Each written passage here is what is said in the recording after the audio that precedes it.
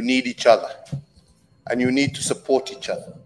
And as I always state, you are not competitors. And I think the big mistake we have made is by making each other competitors. We are not competing. We have yet to satisfy our respective markets. Our problem is that we are not working closer together to meet the demands that our people have. And as I was telling another gathering, you know, these borders, and I also mentioned to my brother, these borders that you create silos for yourselves amongst, you must always remember, are not your creation. These were creations of people outside of this continent who made these borders not to develop you, but to extract from you. Now that you want to develop yourself, we must start looking at these borders, and we must start removing the barriers that we have put, that have defined us in the past, and now hinder us from being the giant that we should be.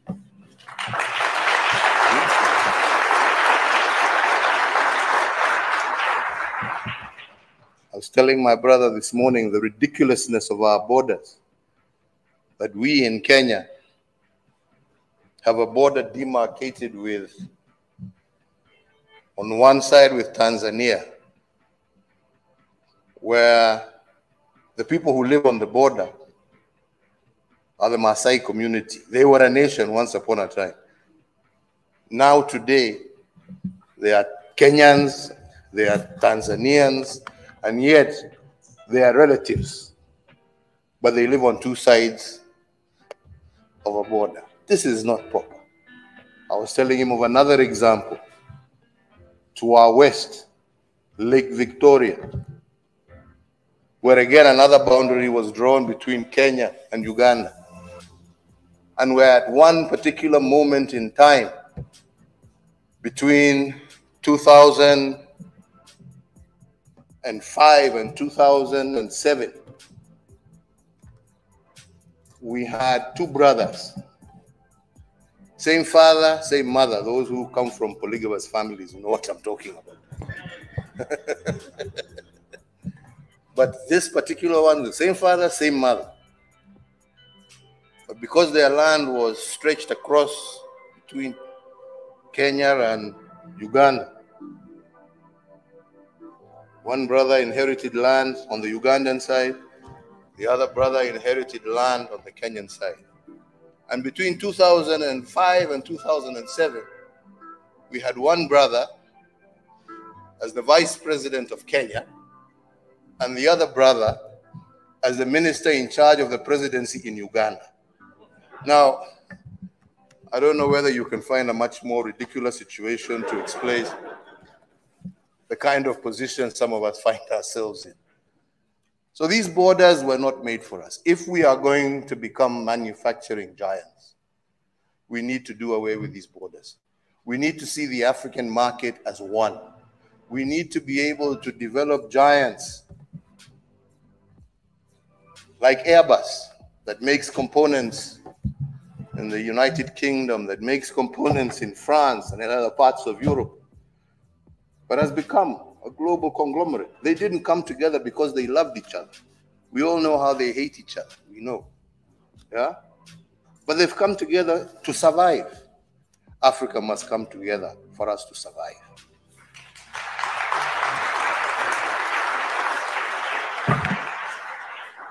Survive and indeed prosper. I wish you all the very best. I am very excited that my brother has pushed this agenda of Kenya Airways and South African Airlines, and I am very hopeful that in the very near future, I shall be one of the first customers on a Pan-African flight that is owned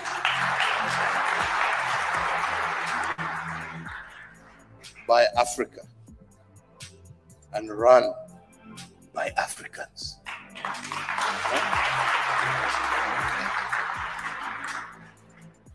There's a story that says it's better to own a small piece of a big fish than a big piece of nothing. So I'm looking forward to our small piece in a big Pan-African airline. Thank you very much. Yo, what's up, everybody? How you guys are doing today? Man, that's such an amazing speech by His Excellency Kenyatta. And I gotta say, man, I'm beginning to love Kenyatta. You know what I'm saying? Like, I think I started to understand Kenyatta at the time when he visited Ethiopia and he showed publicly that he's standing with Ethiopia. I think from that moment I began to really feel him and understand him, that man, it takes a lot of guts to actually do that, and especially when you see that everybody is not doing the same thing, right? Especially when you see that not everybody doing the same thing, and it's really hard. Like, you have to be brave to be able to stand alone in the midst of the entire continent, and while other leaders or other people, they're kind of scared to step up, and you step up and be like, you know what, I support my brothers and sisters, and you know what, I am with them in this fight. It takes a lot of guts, and you must be brave to do that. And to be honest, guys, okay, you don't even need to be brave. It's a common sense, but common sense is not common sense anymore these days. But like, it's how it's supposed to be, how it should be, So I think this was the second time. The first time was during when Obama came and visited Kenya, and he was talking about LGBT and how Kenyatta answered to that question. And then I think that was the first time to be like, oh, this guy actually, he knows what he's talking about. And then this time, when he went to Ethiopia and show, like, publicly saying that, you know what, I'm standing with my people in Ethiopia, and he did a little speech that I share with you guys here. And this is the third time, actually, because I haven't really been following up a lot, but this is the third time. And this speech, in my opinion, is one of the best speeches. It's one of the best speeches that it will be remembered. And that's why I actually had to upload to my YouTube channel. I don't upload every videos. I upload something that I know it has a message and it has creativity and it has something in it. And this speech right here, I think this speech will be written. Like, later on, people will be reading this speech that, man, Kenyatta, he said these ones before. And he said one thing that it really shocked me. He said that, see how European Union are united. Do you think they like each other? And he was like, no, they don't like each other. They actually hate each other. And we all know that. But they have to unite. They have to be one to survive. They have to be one to survive. It's like you're in the middle of the jungle and you're like three people and you want to fight with one another. I mean, you want to kill one another. You three people, you can come together and trying to protect yourself from any attack in the middle of the jungle that will come. And in this case, guys, is Africa. Africa, we're in the middle of the jungle, and the jungle is the entire world. I show you guys this one before.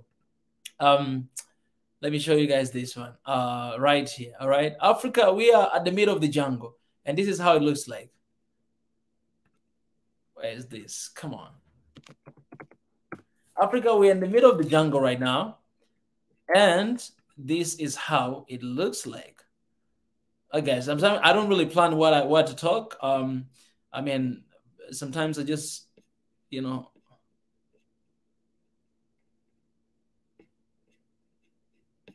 getting these ideas. So that's why I need to go ahead and to show you guys visually how it looks like. Okay, here, right here.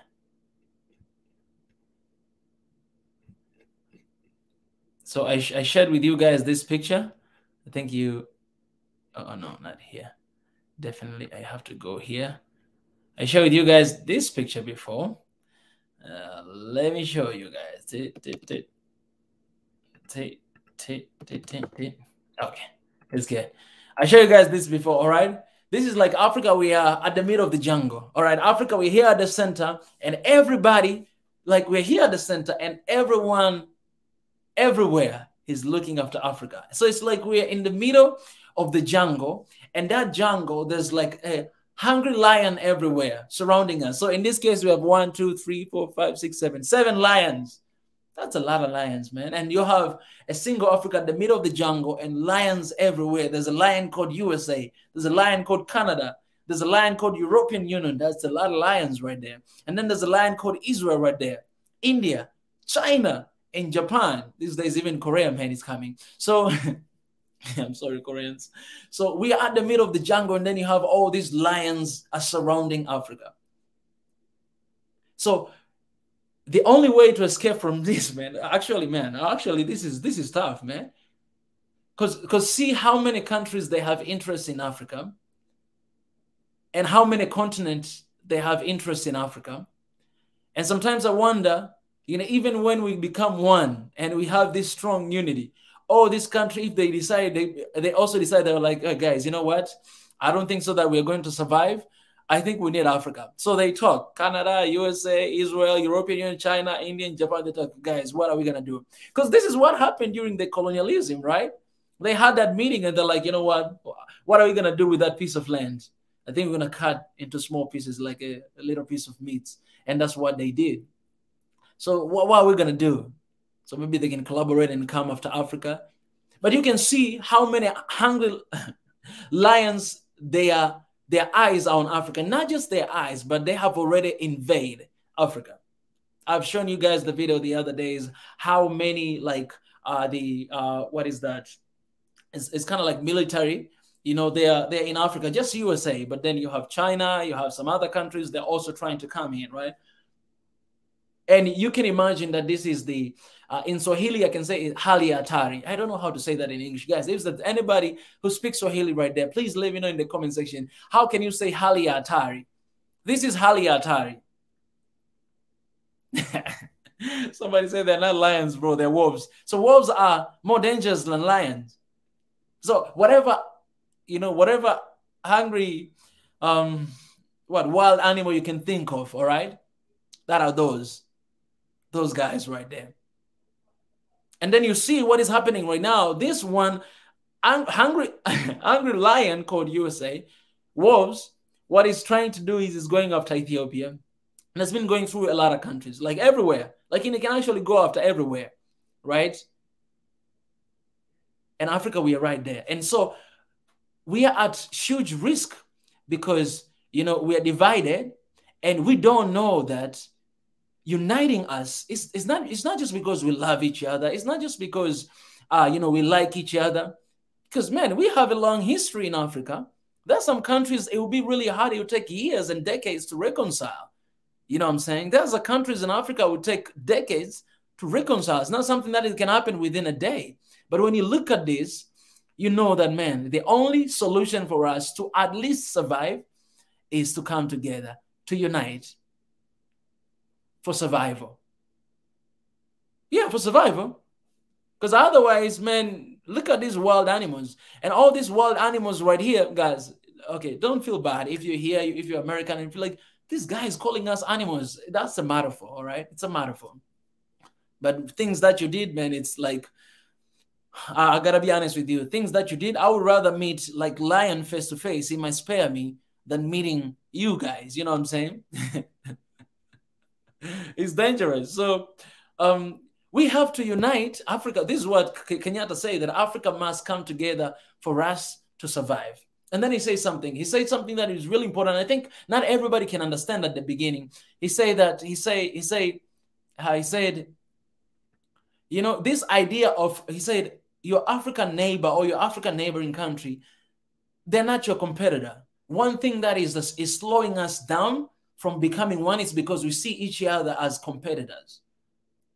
All right, I know it's, everybody needs to survive, and if it's business, if it is, everybody, look for themselves. But I understand what he said, maybe because he has a spirit of Pan-Africanism, and he understands that, all right, if I want to develop, then I want my brother as well to develop. Because in this case, he was in, he went to South Africa. He met with the president of South Africa, and I think they're going to have some partnership in, Kenyan Airlines and South African Airlines. All right, they're coming for you, Ethiopian Airlines. Anyways, but I think that is kind of like collaboration they're doing, because maybe I don't know. I didn't go through the news and to see what's all about. But it was very important point. He point that, the problem that we're facing right now is because we see each other as competitor. When I see my African brother, I see like an enemy. I see as someone that I want to take advantage of. Like we take advantage of each other. in a sense. And if you have that kind of spirit, then it's going to be really hard to want to unite with your competitor, because you see us, oh, this guy's my competitor. But what we don't understand is our competitor is not really in Africa, but it's somewhere else out there. Because all of us, we share a lot of things in common. And if we come together and everything collectively, then we'll be able to stand tall against the world, against those hungry wolves and lions that are looking to come and to take advantage of Africa. That was an amazing idea. And so the whole speech, if you guys haven't watched that, please, you can check it out. It's here in Swahili Nation. Go listen, and I'm pretty sure that you will, you will love it. You'll love it. Anyways, guys, I want to take this moment to welcome everybody. You guys, welcome to the family. I appreciate you guys for coming in. Some of you might be new to this family, man. Let me just take this moment to say this. Look at your face and say this. You are welcome. All right, you're welcome. This is your place, and feel at home. Know that you will have a chance to speak, to raise your voice. Everybody in this family will have a chance to speak and to raise their voice as much as you want, as long as you want, as long as we respect one another. That's very important. You'll have a point to raise because your voice matters. All right. And it's a time for Africa to raise our voice, to speak out. Because for me, I believe speaking is the first step towards change, because most of us, we are scared. Most of us, we are afraid. And when you stand up and you speak and you find someone else who actually thinking about the same thing and also they speak, we actually encourage one another. Oh, my goodness, something is happening. Like we have 81 people right here watching. If all of us, we stand together and we speak one language, I mean the same thing, which is one Africa, I'm telling you, like it's kind of like encouraging one another. And we know that, oh, I'm not alone. He's not alone. She's not alone. And we are ready to take over, the world. We are ready to take over the world. It can take as long as you can, but, everything is possible. So let me take a moment to appreciate, guys, appreciate those, family members who support this channel. I want to appreciate you guys. Special appreciation to you. Thank you so much for what you're doing, for the support, and for the membership that you're doing. If you want to join the membership, you can check it out. The link is in the comment section. I pin all the way on the top, and you can just go through that. And you can join that, and it's going to be amazing. We're going to have a short session today, but before that, I'm just going to have a moment to pray, and then we're going to begin, all right? Guys, let me just remind you, it doesn't matter what is your religion, where you're coming from, but, it doesn't matter. What we're here for, we want to pray and asking God that, may lead us in this point forward, and I'll be sharing with the link with you guys to come in and to share your opinion. God, I thank you for today. Thank you for 89 people, basically 90 people who are watching right now. And I pray that, God, as we move on today, as we discuss what we're going to discuss, God, I pray that it's not just going to be words. It's not just going to be, exchanging of ideas, but it's going to be something that is going to generate passion in us and motives in us to go out and to make the actual difference, God, outside in the real world. So help us, God, here today. Give us wisdom, give us energy, and give us more understanding, because the knowledge is power. And my people are perished because of lack of knowledge, are destroyed because of lack of knowledge. So help us, God, to teach one another, to learn from one another, and to protect the beautiful content that you have given us, Africa. In Jesus' name I pray. Amen. Amen. All right, guys. Let me go ahead and read a few questions. A few comments here before I begin. Let me start with our member here, Malenga Msiska. He said, African Union is useless. Why they're not sending troops to help Ethiopia? That's a good way to start. I actually say that, man, I'm going to, I want to reach out to, African Union. And I want to have someone in the show to talk and to ask questions and to just have conversation. So, I'm working on that, and hopefully I'll have somebody here from African Union to just have conversation, you know what I'm saying? And you guys, let me tell you this, guys, prepare your questions. And that day when we are having this conversation with this African Union person, I want you guys to send in your question, like to comment your question right there. And what I'm going to do is I'm going to ask on that day. I'm not going to allow everybody to come and to ask. It's going to be too chaotic. So you guys, you can just send your questions in, and then, I will ask on behalf of you all. All right. Yeah, so we got, there's one person already, she's in my mind. And if there's African Union person watching here right now, please, because I actually realized there's one member from African Union and it's she has been following, actually, because I've been seeing her comments, and I've been seeing even her super chat, and I didn't know, but I just found out today. Hey, let me see. I just found out today. So here, as we were talking, there might be, African Union, that person, she might be here right now. Let me see, because I can see her name in the super chats, and let me see here. I'm not gonna reveal her identity here, but I've seen her a couple of times, and I've seen that picture, and I've seen a lot of times, and I was like, well, this person, she really helps. She'll come, she'll give super chat, she'll give super stickers, but I was thinking that maybe I need to reach out to this person. I thought about it one time, because I was like, this person, she's here all the time, but why she never, come to contribute, something. And also I saw her on my Twitter. She commented somewhere. Let me see here. Exactly. Oh, man, she's here, man. Oh, my goodness. Oh, my Lord. Oh, I found out today. She even donated, man. She did donate it. She gave a super chat. She gave a super chat. I'm looking at her right now. So, guys, yeah, she's here. Wait. This is the first time. First time she said, thank you, Swahili Nation, for telling the truth. All right. This was, hey, my goodness. Okay. This is the first one. I'm not going to. And then the second, she donated again. First time she donated $10, and then she donated again $10. And then another day. And then I saw $20 somewhere. Man, someone was there actually supporting this. I mean, I don't know if the profile is just like somebody using her photo, but I mean, I don't think so. So yeah, so she has been here. I went to Twitter today, and then I realized that she is the African Union somebody. So I think I'm going to start with her, all right? I think I'm going to start with her. I think I'm going to start with her because I think it's really important, because I think, sometimes we might be bashing on. Oh, my goodness. All right. I don't know. It's funny for me. It's funny to me, really. It's funny to me.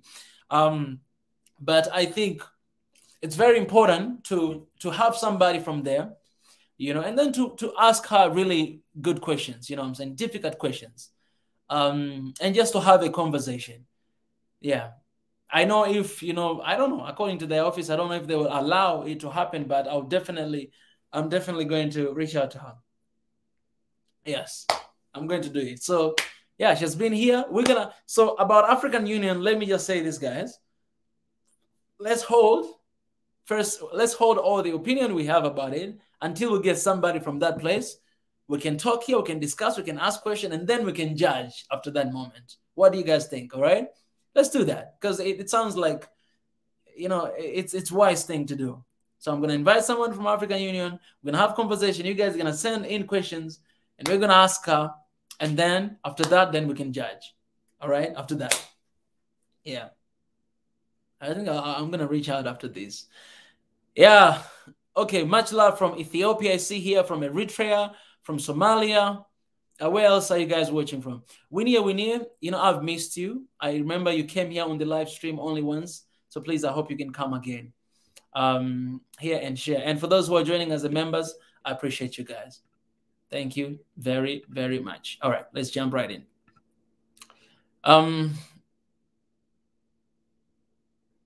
So I want to see here. I wrote here the title of today, what we're going to talk about before I let you guys in so that you may at least understand. First of all, I love the thumbnail of this of this live stream that I made. And One Africa is must. One Africa Forum. Guys, I don't know how long do we need to wait, and I don't know how long are we willing to lose, and I don't know how much are we willing to lose, before having a unit in Africa. Because as days goes on, as time passed by, and every single day, like something awful is happening in Africa. Things that we know, and there are things that we don't know. We have no idea that they're happening, but they're happening in Africa. And I think we are in the moment where we realize, oh, shout out to Randiz in the house, Mary Uwiwana, appreciate Randiz right there. We are at the place where African unity or one Africa is no longer an option. It's must. Just like Kwame Nkrumah said, Africa must unite. Like we are, remember he said that long time ago, it's like 1997 or 19 something, they are back in the days.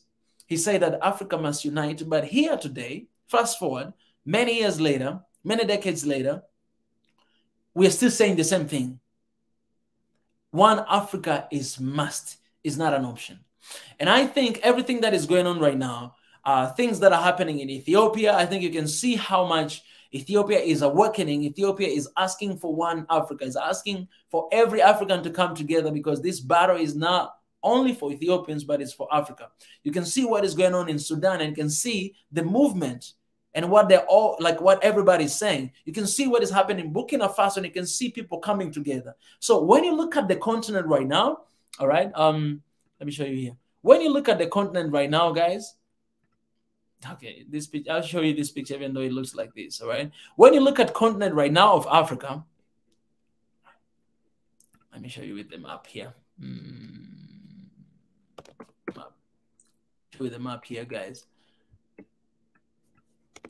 Kuna kama wewe natukuka. Okay, right here. Kuna kama wewe. Okay, let me show you guys this map right here. This is an African map. Oh, okay, sorry.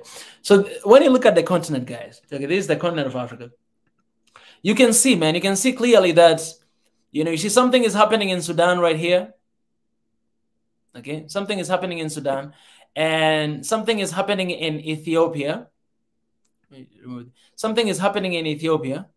Sudan is right here. Ethiopia is right here. Something is happening in Burkina Faso right here, you know, and so many other countries. But these are few countries that right now in Africa can see that there's a awakening.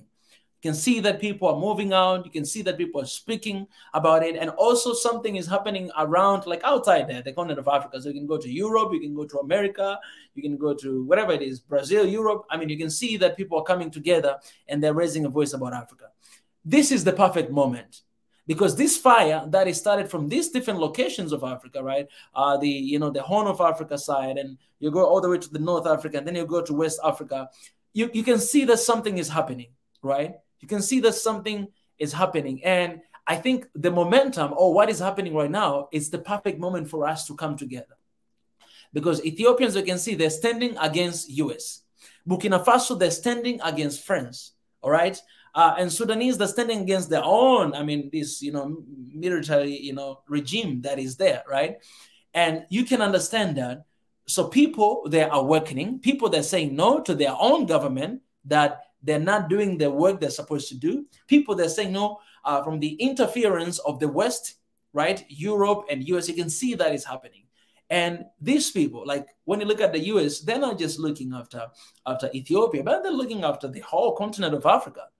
For France, they're not just looking at Burkina Faso, but they're looking on that side, the northern west side of Africa. They're looking at that side. So Burkina Faso standing up against France, if all these Francophone countries stand also against that, I think, our voice will be very strong. The same thing to here as well on the eastern side of Africa. Because these guys are not just looking after that. They're looking after Kenya, they're looking after Tanzania, they're looking after Congo, they're looking after everywhere, after Egypt, everywhere in this angle. So it is the perfect moment, because if we're waiting for the momentum, we have momentum right now, that this is the time to stand.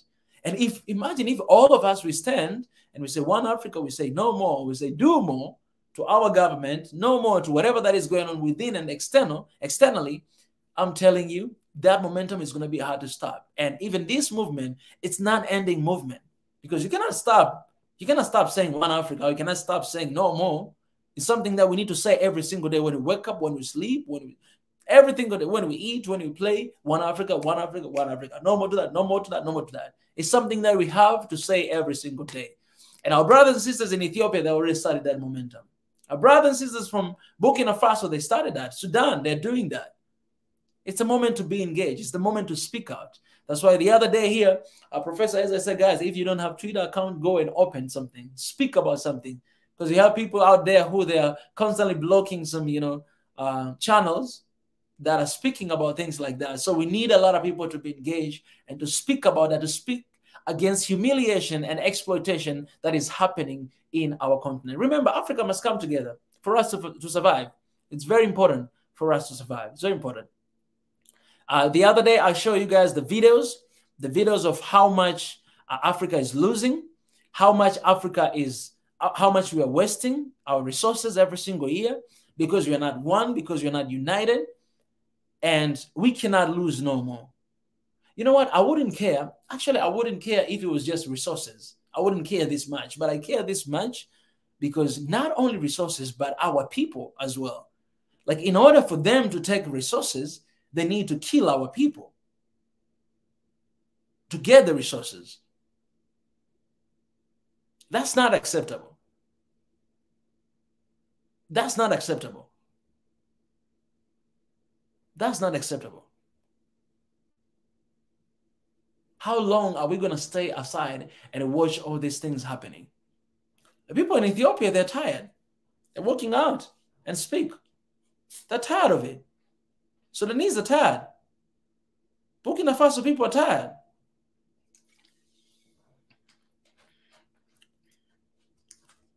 Oh, somebody said here, our musicians need to come out and support because music is power.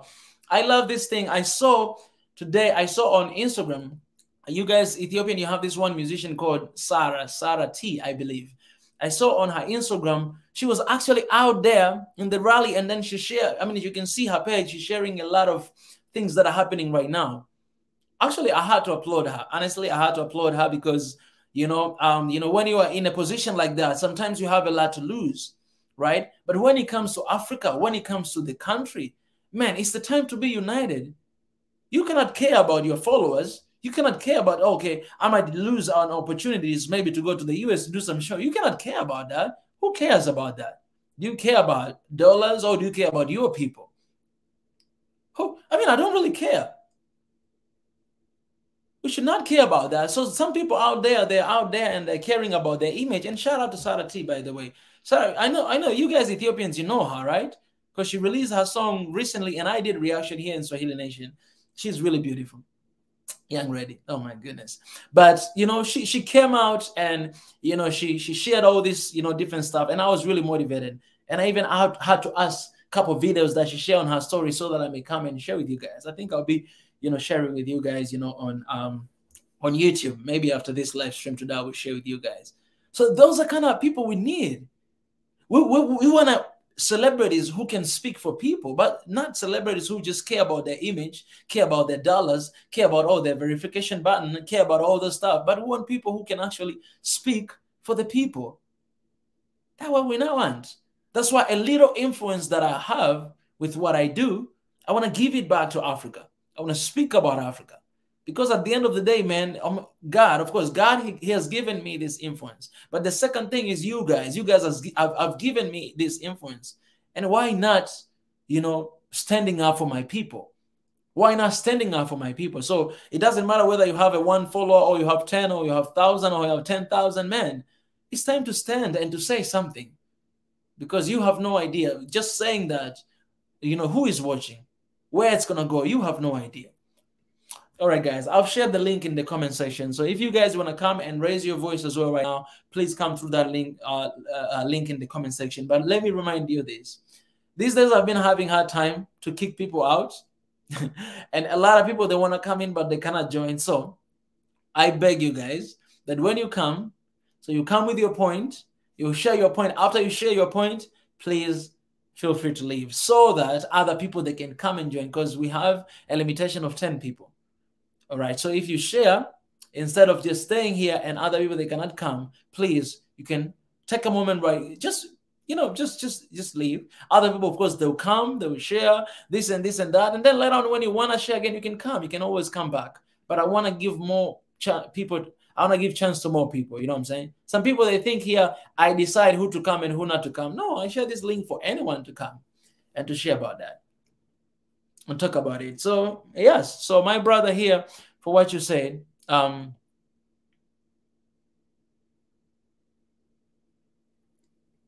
My brother here, Malenga Msiska. Yeah, Malenga Msiska. I was answering you that question, you know, that I've seen. That's one of the celebrities that I've seen, you know, she came out and, you know, to support the movement, and, you know, shout out to her, man. Yeah, shout out to her. That's amazing. Thank you for continuously talking about one Africa. But before that, every African should come in consensus whether Black Africa is free or is colonialism exists. All right. I asked this question. Okay, I'm answering this question right here. Okay, I appreciate it. You guys, you can just ask me questions. And then, where is that? I just lost that message. Okay. I lost that question. Okay, but I will show you guys here. The other day, I came here and I asked this question. Is Africa really for Africans? I'm answering your question. And is it too late for Africa? So for me, to answer that question, I'll tell you this. Is Africa really for Africans? For me, my answer is yes and no. Why is yes and no? Because, Jonas, just give me a second. I'll put you back again. Don't leave. I'll put you back. Is Africa really for Africans? For me, it's yes and no. Why yes? Because, yes, it's our land. That's my belief. Like, this is where we're born. This is what God has given us. This is our place. This is our home. When I go to the US or I go to Korea, I don't feel like home because I'm in a place where I was not born there. All right. New environment, new culture, new food. Everything is new. I feel like I'm not home. But in Africa, I'm telling you, I can go to Kenya. I feel like home. I can go to Ethiopia. I feel like home. I can go to South Africa. I feel like home because there's a pattern of similarities between one country and another country. So yes, for me, in that side, yes. But another side, no, because when I look at who is really in charge right now in Africa, I'm afraid to say that I think we're not in charge. This is my perspective. When I look at who is in charge of Africa, I got to say, I feel like we are not in charge. Like if you have like 100%, then 60% is taken by someone else, and then 40% is for us. So who is really in charge? If you're investing, if you have your stock in a company, whoever has more stock than anyone else owns that company, whether you started it or you just invested in it. But as long as you have a lot of stock there, that's your company because you can make any decision anytime. So right now in Africa, there are people who are making stocks in Africa in form of funds and loans. Talking about Chinese, talking about Americans, talking about Europeans. So many aids, so many donations are coming here that there are some countries in Africa that so many countries actually, this is really bad in sub-Saharan Africa, sub-Saharan countries, so many countries that their budgets of the country highly depend on loan. So if you have a budget and then 60% of your budget come from outside, then who is really running your country? It's not you. Somebody else out there. They can pull string, like they can decide to stop today, and then what are you going to do? That's why we have leaders who beg for those loans. They'll be there. I hope, World Bank will support us. You hope what? Get out of here, man. You hope they will support you? Are you a beggar? Man, you're making every single one of us beggars. Man, this continent is rich. I always mention here, I remember my late president. He's rich. He showed us by action how rich we are. Every single month, they were giving a report of TRA. TRA is like the tax revenue association here in Tanzania. Man, they were collecting a lot of money than ever before since independence. And that money was used for infrastructure and building the country up. 60 years, man. 60 years up. Today changed, man, it changed. It went all the way from low income to middle income. 6 years. Actually, 5 years. And you're telling me that Africa is not rich? I shared with you guys this video the other day of how Let me tell you this. Oh, man, I need to share with you guys this again. I shared with you guys the other day how Africa is rich. How Africa is rich. I shared with you guys this video. Let me share it with you guys again just a little bit. Where's that video? It's here. Oh, man, like sometimes I feel like God is leading me, man, to release these videos. Because right now, man, everything I tell you guys, I have a video for it. You know what I'm saying? Like everything I tell you guys, I have a video for it. It's like, I don't know. You guys, you might think like I really know how to plan, but I don't know. But, it's just God's grace, man. Like God is just blessing me. You know, when God, he gives you talent and he gives you opportunity and platform, he gives you ability, man, to, he gives you this special grace, you know what I'm saying? Special grace of things that just move forward, And that's what is happening here. So let me show you this.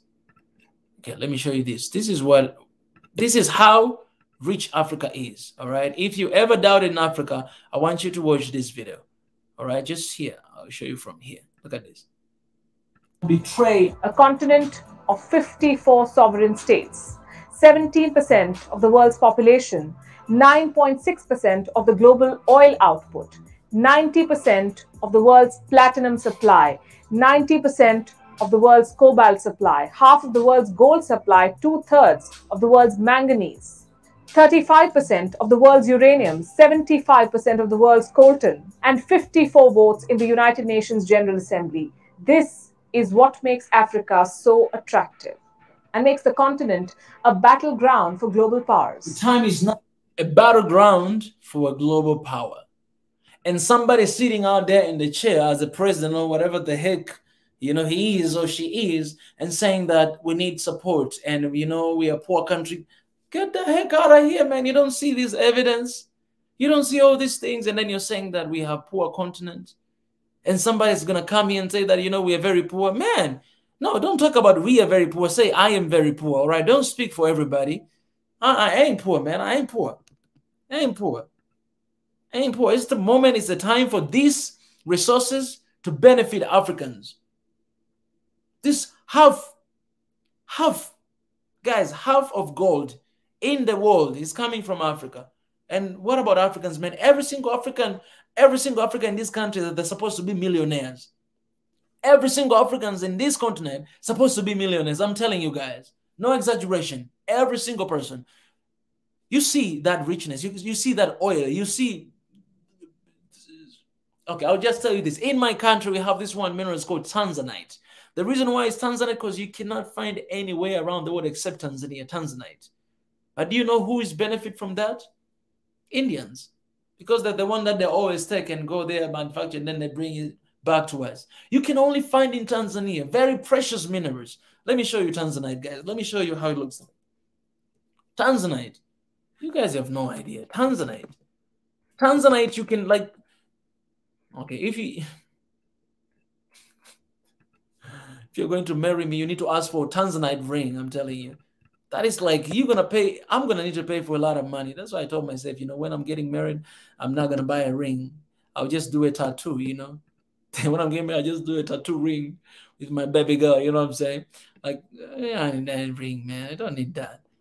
Kind of wasting money. Anyways, I think I'm going to end up being alone. Because if I cannot even want, anyways.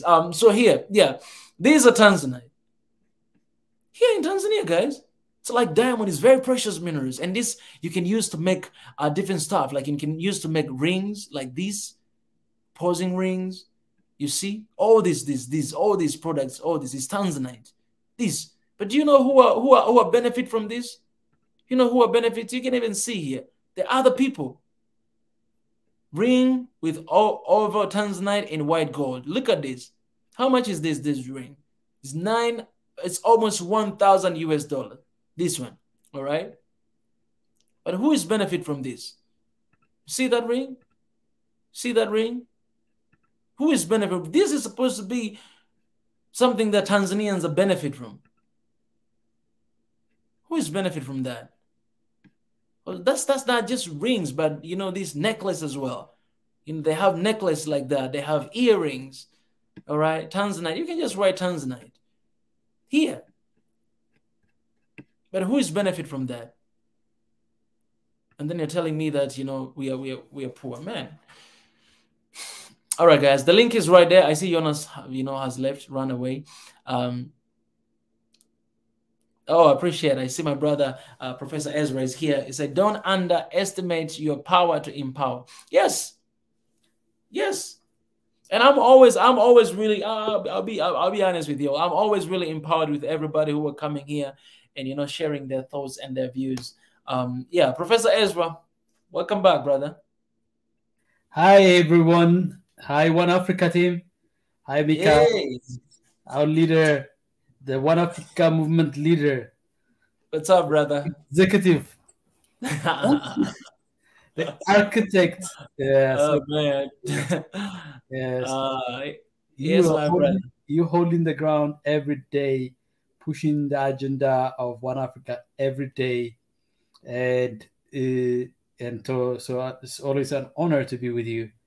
It's mine, brother. There's no price that can be placed on this opportunity, and hopefully people will come in and take the opportunity to. Okay, we are powerless. We're all powerless to make changes at the highest level, but we're not powerless to change ourselves.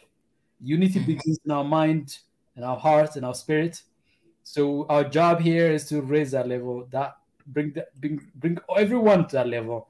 That's what we're trying to do. That's our job. We believe the action that is urgent right now is for all Africans to feel like they are the owners of the unity. The unity we desire, the unity we believe in. So thank you so much. Yes, my brother. Man, Professor Ezra, I love you, man. Yeah. Thank you so much for what you're doing and for standing with Africa. Yeah, man. I appreciate. Well, we have our brother here, the new brother as well, Dave Africa. Dave, welcome to the show. Hey, welcome, man. Welcome, man. How are you? I'm good. How are you, my brother? Where are you calling from? I'm calling from South Africa. South Africa. Come on, man. That's good. Welcome to the show, brother. Are you South African? Yeah. Yes, I'm South African. That's amazing. How did you get to know about this platform? I've been seeing Swahili Nation has been doing some reviews, So I've been seeing it for quite a while. I think you were doing it with some other Asian lady from since back then. Oh yeah, long time. Yeah. Wow. So I've been watching some of the videos, but it just popped up lately on my feed. So I just thought, let me just check out what's happening. That's amazing. Man, it's really good to have you here, man. I think you know that we have our brother here from South Africa. Our second headquarter outside Tanzania, right? Is in South Africa. You said? Our second headquarter. Oh yeah. Exactly. Yeah. South African here, and his name is Ezra, and your name is David, right? Yeah, my name is David. Yeah.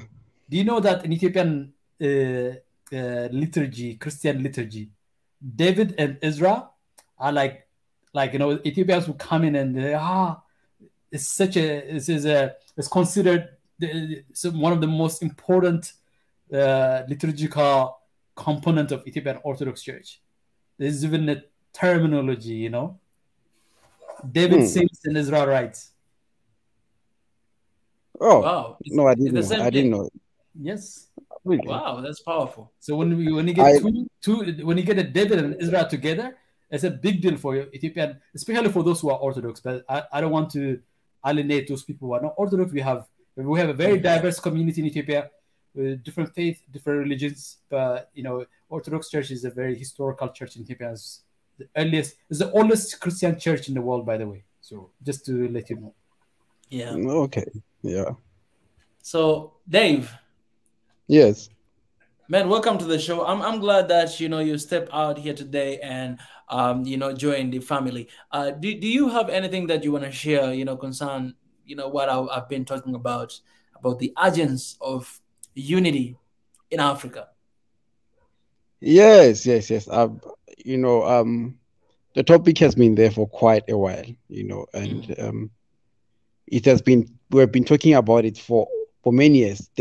How African unity, African Union came about. We must not forget about Muammar Gaddafi. He's the one who raised the issue of one Africa first. Actually, the Organization of African Unity was actually established by Muammar Gaddafi, and then they all came along. No, Dave, you're wrong on that one. That's a wrong fact. Okay, no, it's fine. I know you want to go to the point. I don't want to go back to the history that much. Okay. So, but your point is, I agree with you a little bit. I stand corrected. It's fine. But my point is, for us to realize the African unity that we need, we really have to look beyond the words.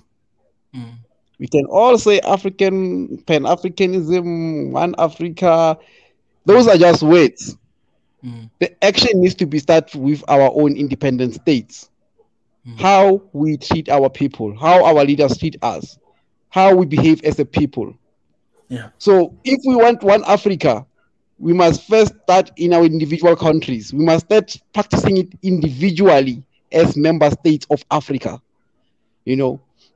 So we cannot be talking about one Africa while our countries' constitutions are against the people. We need to fight for what is right, for our government to do us right, for our government to start taking human rights. The problem of Africa is human rights. There is lack of human rights within us that can uplift us to stand up and be what we really are, which is a big continent that has big potential. You were talking about how Africa is the most powerful continent in the world. Yes, the most richest. But the failure for us to recognize the importance of human rights, according to me, is what's taking us back. We always praising the people. We're always praising that one person to take us to the Holy Land. We're not taking responsibility as individuals to say, I, as Dave, am going to take a step into making this country, this continent, a better one. We're always relying on that one person, the president, whoever. It starts with us, guys. It starts with us. The way we treat each other, the way we talk to each other, what we do in our communities. If you see that our community is littering, it starts with us to say, okay, let me start taking those litter around and make sure that the community knows how to clean our community. Simple acts like that are going to make us great. So when we preach one Africa, let's start with ourselves. Let's not look for the broader term. Let's look within ourselves first. Let me ask you this question. Let me ask you a little bit question. About you've spoken about the human right. Can you give me an example of that? Because human right, it can be in different standard, because we have human right organization that comes from outside, right? So can you give a little bit of an example of that, just to broaden our mind? Yes, so for one, to clarify just a little bit more before, I'm sorry to cut you down, to clarify a little bit more, because in Africa we have our values, we have our norms, we have our customs, things that we're raised with and things that we believe in, and sometimes it seems like the human right, according to the Western standard, it's interfering, or it's not going together with our values as African and what we believe in, what we have been raised from. That's where my question is coming from, and you can go ahead. Yeah, I understand you. I completely understand you. Why I raised the issue of human rights is because if we have different human rights across different states, as you say, if I live in South Africa, we have 11 official languages. The reason being is because we have 11 dominant tribes. You know what I'm trying to say? So if I use my tribe, the way we live, and say, this is my tribe and I'm going to live this way, and then you find that some of the things in my tribe disregard some of the things in another tribe, that's not going to work. It's not going to be unity there. We need to come to a common understanding whereby we all agree. In my tribe, a woman has no say. As the man, I lead the way, I head the way, where what the woman says is non-existent. In another tribe, a woman is the leader. The man must listen to the woman so that he can, you know, we have different approaches to things. So we need to have a common understanding. And it's vital in Africa, whereby the African Union needs to have its own set of standards of human rights across board. If we can get that right, to say, because why I mentioned human rights, the human rights is the biggest problem in Africa in general, because we tend to discriminate amongst each other according to tribe, according to gender, according to race. Those things are pulling us back. If you look at the tribalism that is going on, you will go to Nigeria, they'll be talking about the Hausas, the Igbos, the Biafra. They want to separate. You go to wherever you go in Africa, you will find these elements of tribalism that's going on, and it's not only about that; it's about human rights. If we can get that right. Can I ask you a question, Dave? Can I ask you a question? So, like, the question is like, so two things came up in my head when you say like things we need to agree, like, and then I want you to take on it. So let's say the empowerment and dignity. Yes. Is that something that every tribe, every community, every nation can say this is something that we can share together, or is that something that is not sufficient enough to really provide meat to the ideas that you're suggesting? So take that for me, please. It's a good question. We are all the same at the end of the day.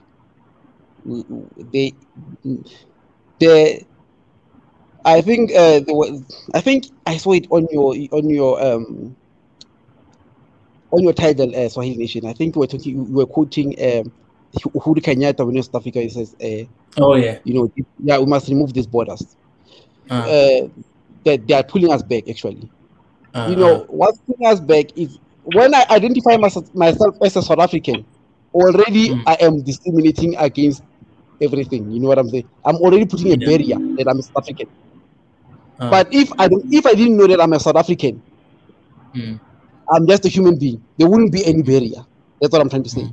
So what I'm trying to say is that we're all the same. The empowerment is the same everywhere. Whether a person is in America, whether it's in Europe, whether it's in Asia, we are the same. The thing that makes us different is these titles that have been put on us. So human rights can be placed upon anyone, anywhere in the world. They can be the same, actually, in the entire universe, entire world. They do not change according to where you are. Very good. I love your explanation, Dave. We share with you here in this platform that we have to work on the things that are common with us, that brings us together as human beings. And like, you know, I'm somebody who's for promoting the dignity of the African people. Like, you know, they are still in the world who think of Africans as 1/3 human. Even though they don't say them, like they used to say them explicitly, like 200, 300, or even there was a picture I saw in 1958 in Belgium. They put this black girl in a museum, in a zoo, and where people were coming in to watch her as if she's an animal.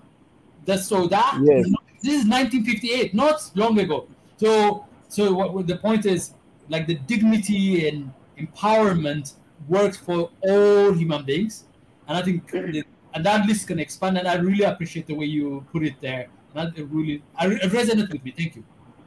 Yeah, we also have a case of Sarah Batman, a Xhosa lady or Khoisan lady who wasn't from South Africa. He was taken. He had a huge butt. You know, he has a huge bum, very huge bum. So it impressed the people from Europe, like, wow, how does this woman have such a big bum?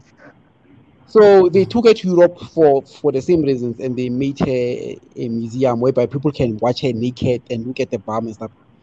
But interestingly, when she died in France. When she died, they didn't bury her. They kept her body in a condition that she can still be viewed. And, you know, and they didn't want to return. They didn't want to return those remains to Africa until South Africa had to intervene a lot. I think it took about 10 years to say we need that body back. But we need to stop that. We need to stop the history now. Now we must look forward to the future. We need to go forward as the youth. We are young now. We need to fight a new war. And the new war that we need to fight is us being together. It's us having a common understanding. We, the youth, must now start understanding each other. We have the technology that allows us to talk right now. One is in Tanzania, one is in Ethiopia, one is wherever they are. We are able to communicate now. We are able to solve the problems that we find with each other.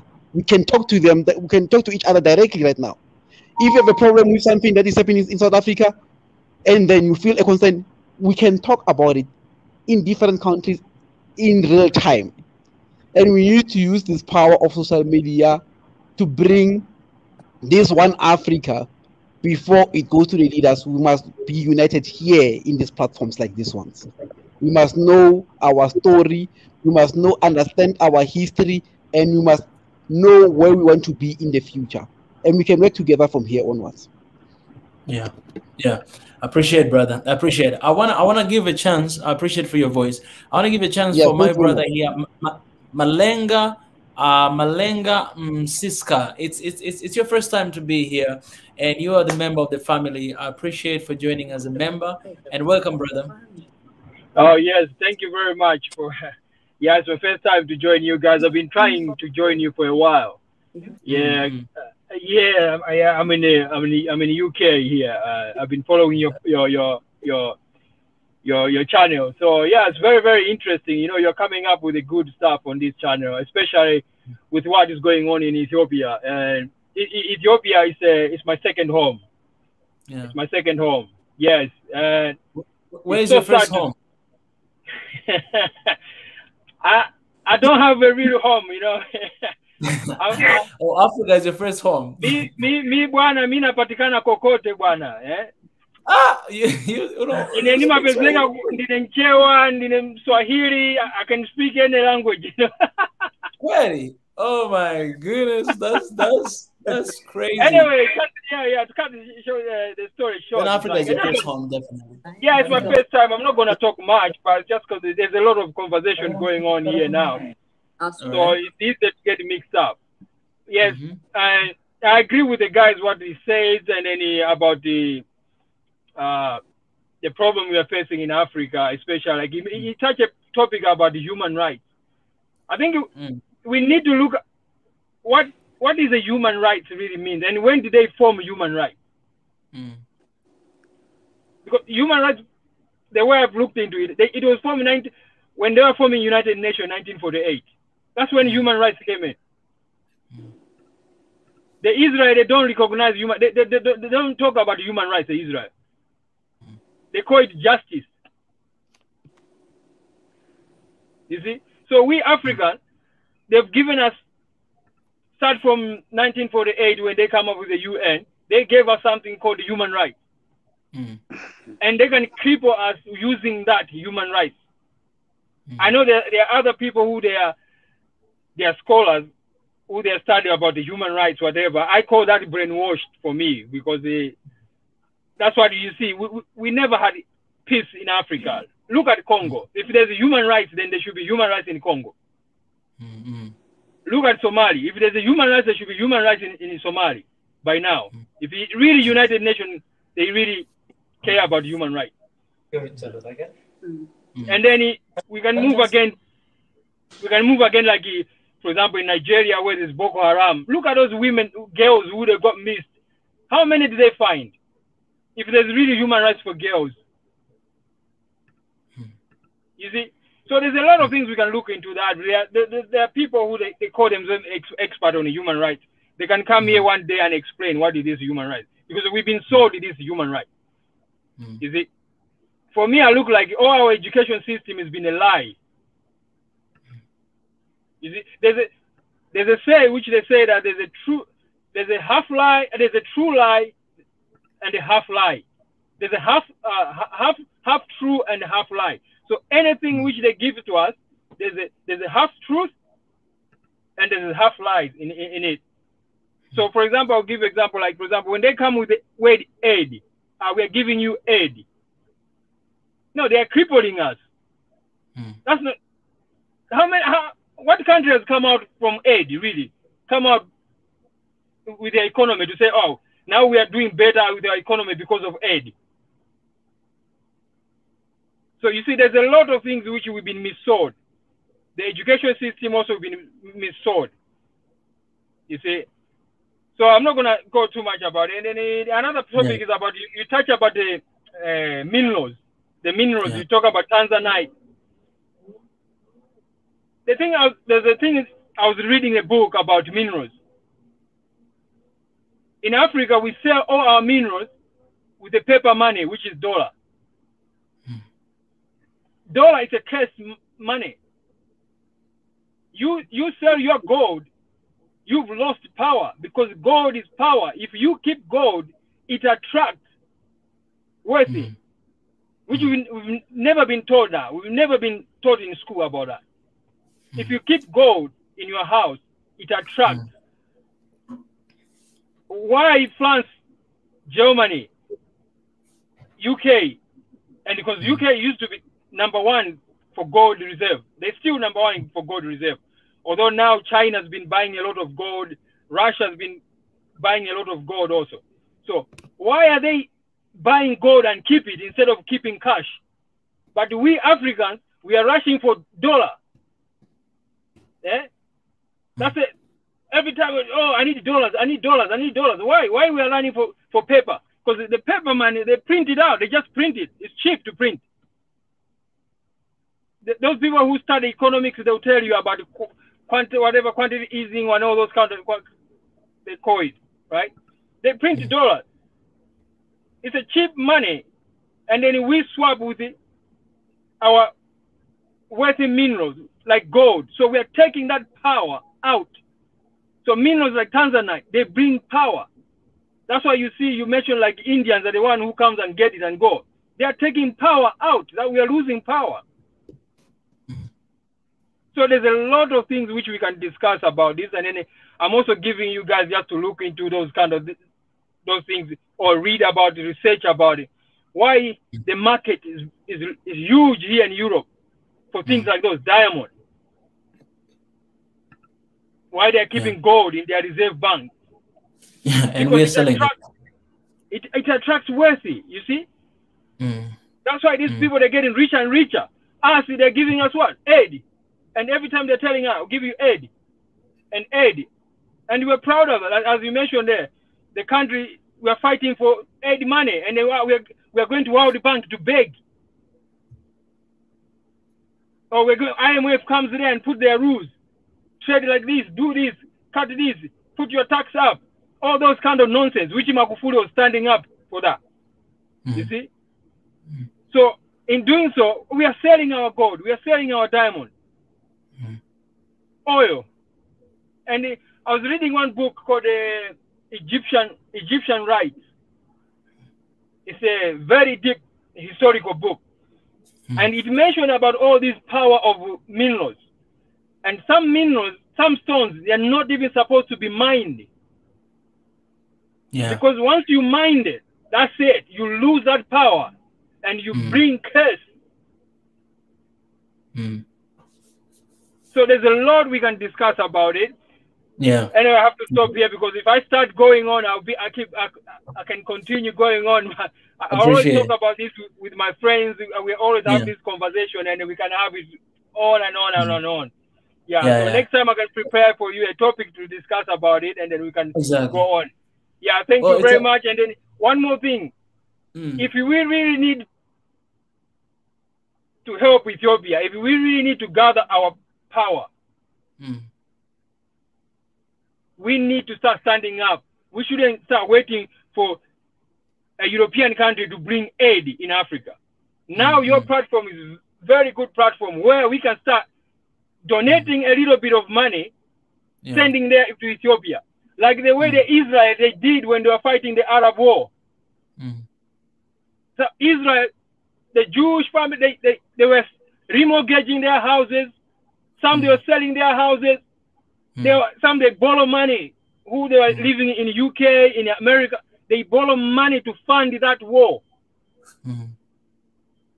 So we can do the same to help Ethiopia. Elected government, which they told us is a democracy. But that's elected. Abiy was elected by people. So now they want to remove him. This is where I got confused. I said, hang on a minute, what's going on here with this democracy? They call it democracy. Another word of demo. If you cut democracy, remove classy, it's a demo. And if you look at it, it's a demon. These are Greek mythology. If you look into Greek mythology, you start look at democracy, cut it classy, you look at the demons. Demo. And it becomes demons. So that's why we see we got crazy. So there's more to talk about this. There's a lot of conversation to understand what they give us. Like names like democracy or corruption. You see, the more they say about this, we lose power because they are labeling us. You are corrupt. So your brain process that information. Your subconscious absorb that information to say you are corrupt. If someone says you are lazy, that's why they say don't tell your kids that they are lazy when they're young, because they'll grow up thinking they are lazy. So us, they keep telling us, oh, you're corrupt. Oh, you don't have democracy. Oh, you're not democratic. And we buy that. And because we've been sold it from school, that's why I'm saying our school system, we've been lied to. We've got a lot of scholars. What have we changed? We've been changing nothing in Africa. A lot of people who are changing Africa, it's a business people who are on the ground. Yes. I have to stop it now to give other people chances. Okay, carry on. All right. Yeah. Who's that? It's me. It's Dave. Dave? Dave. Yeah. All right, Dave, you have very few seconds because I want to go to other people as well. Oh, okay. No, it's fine. I'll ask another time. It's fine. Oh, no, you can go ahead and ask. I was just saying, okay, let me just make a comment. I think to you, Swahili Nation, one day we should really try to focus on about our history as Africans, you know. I don't know if we can do, like, where do we really come from as Africans? We know we're African, but because this guy is speaking another thing, he's talking about the minerals and the power they possess, and he's right, you know.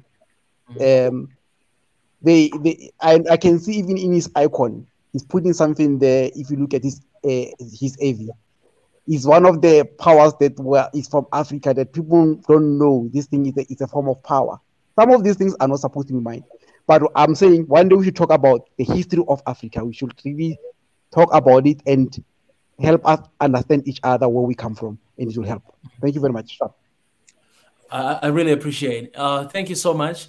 Guys, I'm sorry right now. I'm going to limit you guys for 3 minutes. So 3 minutes will be the maximum for you guys to share right now so that we may have opportunity for everybody. I'm going to come to you guys who have been here for a while, but I want to go to new people first. I want to invite these people. Administrative stuff before you go. Those of you who just were here, please join us and then give us contact numbers. We want to make you a part of the One Africa family. Dave, and then I didn't get the name of the guy from whose second home is Ethiopia, but his first home is Africa. So I want to, please, just wanted to let them know, like if they are hearing us on the other side, I just want to make sure they are dropped out. Definitely. So, brother, if you can come back and share your number in the private chat. And for people who are coming here on the screen, know that we have a private chat. Sometimes I talk to you guys through private chat, so always check that out. All right, I want to welcome my I don't know if it's my sister or my brother here with a picture of I don't know if this is Mary, and small white Jesus. Please welcome. Small white Jesus. What's the name? I think you came yesterday to me, and this name. What was the? Anybody can read this name? Do you guys see this name? I don't see it. It's here. You right here. I'm putting you at the center. Please, can you go ahead and share anything you want to share? Welcome to the show. Hello? Hello? Hello? Hey, how are you? Hi. How are you? All right. How are you, All right. Let me Mika? How are you, go. Mika? You hear me, I think. Oh, I'm fine. I'm fine. How are you? Hello? Wait. I think it's muted. Hello? Yes. Hello? Can you You hear hear me, me? I think, Mika. Yes, I can hear you. Yes, I Welcome hear to the you. show. Okay. What? Yeah, I'm happy to see you and all of you guys Yes. here. I appreciate all of you done about Africa to make unite. Good idea, you know. We have to connect like all over the African country. We have to be one. That's the most important thing in this situation, you know. That's why I think probably I have to thank you a lot. You are a legend, really. And then Israel, I think here, Professor Slayer. Israel, all of time I hear you. You are so great person, I think. Yeah. Thank you. Thank you. I Ezra. appreciate you. Yeah. Yeah. Ezra. And then I hear I have been hearing you like a lot of time at your show, and then I see like all of they come together. It's like important thing before morning. I think I hear from Sudanese brother, and then he's a great person, you know. And I really want to thank him also because I come today. It's not to speak too much. My English also is not good, I think. And then all of you, I really appreciate. Keep it up. Keep it up. We have to be one, and then we must unite. That's big issue in this situation. Not foreign, Western, something, blah, blah, is not working. For us, we have to be one. That is the important thing. They I don't know, genocide, something, blah, blah. For me, it's nothing. Because if we are one and one Africa, nothing. Everything is not important. The important things is only to be our Ethiopians, Tanzanians, all of African country must come together and then be unite. That's the important thing. I see these things, I think. Thank you, Mika. That's I beautiful. will Thank come you. back another day, maybe. Yeah. Yeah. Wait, can I ask you one question? What is your name? I want to be able to say your name. Yeah, my name. It's like we are working in the hospital in this night. It's we're in the night shift, but it's my friend Tab, and my name is Ira. Ira. Maybe you see me in the lot of time. Ida Muhammad, maybe in my YouTube channel. Yeah. Wow. And then all of you really appreciate you because all of us were keeping like busy. We don't give for our African brother to talk like this. It's a big issue. For me, it's I'm thanking Allah to be like unite like this moment. Okay. Yeah. Thank you, brothers. Thank you. Well, I really want to thank you for what you're doing and saving people's life. God bless you and thank you for the service. Yeah, thank you. Me too. All of you appreciate you. Okay. Appreciate it. Thank you. Yeah. Wow, that's amazing. She's at the hospital right now. Man, that's huge. And she's having this conversation with us. Man, wow, that got me. That's huge. Wow. Biggie, the voice. Good afternoon, good evening, and good morning to some of you. This is Biggie, and thank you very much for bringing me into the show. And I listened. The highlight is about human rights and the resource that our Africa has. We got to keep our gold, our natural resources, and also our sister that Ida just mentioned. Again, she circled back and she mentioned about our Pan Africa or Africa One Africa mission. So today, my message is first of all is about human rights and who does decide and who's going to be writing about human rights. Let's go to the fundamental. The fundamental, when our creator Xavier created us, first of all, he created us free.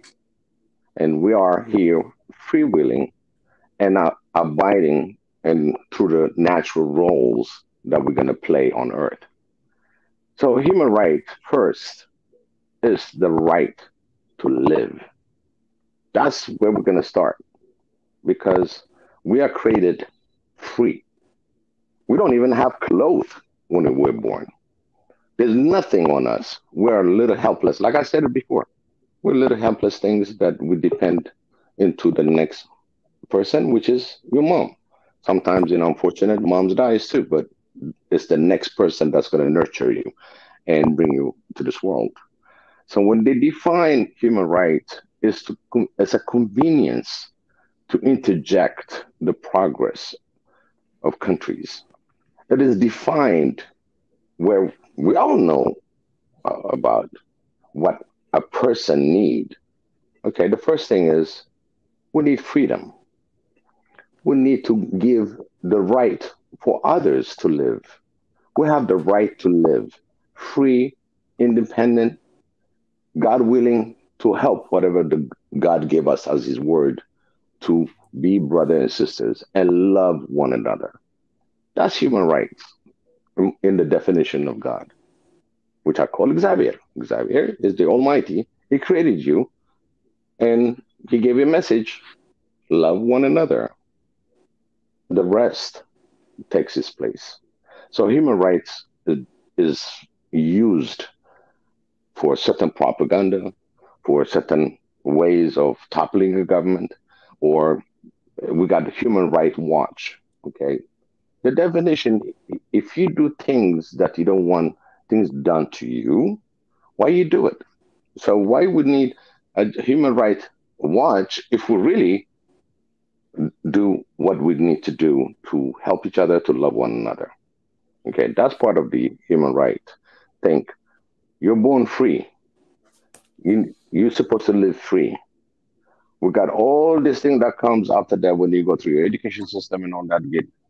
Even your mind is pretty much controlled on what you need. You cannot go from first grade to 12th grade. I mean, it's a process. And they're taking advantage of the process of the system and how they train you. 12 years to finish from 1 to 12th grade. 12 years putting all this information. A lot of it is not important until we come together now on this podium, on this format. One Africa. Yes, the human rights? No. Free. We're free to live the way we feel to live, as long as we have respect. As long as we have respect for human life. That's number one. Human life, we're all responsible for each other. If I come and kill somebody got a better question why I did. Okay? And what I did is wrong because it's one of the commandments. Thou shalt not kill. Okay? And we have a lot of simple rule to live among each other. And the human rights that we're going to define for One Africa. First, you are born free. If you do something wrong to somebody else, think twice before you even commit to that. But again, sometimes people forget that you're going to die anyway. So you don't live forever. I'll pass on that, on the human right. The second is, why are we using the dollar? Okay, why is it the dollar so important? Because they put it right on the dollar that anybody that carries that, it's a legal note and it's payable. And I can read that real quick on on every US dollar. Okay, it says this note is a legal tender for all debts, public and private.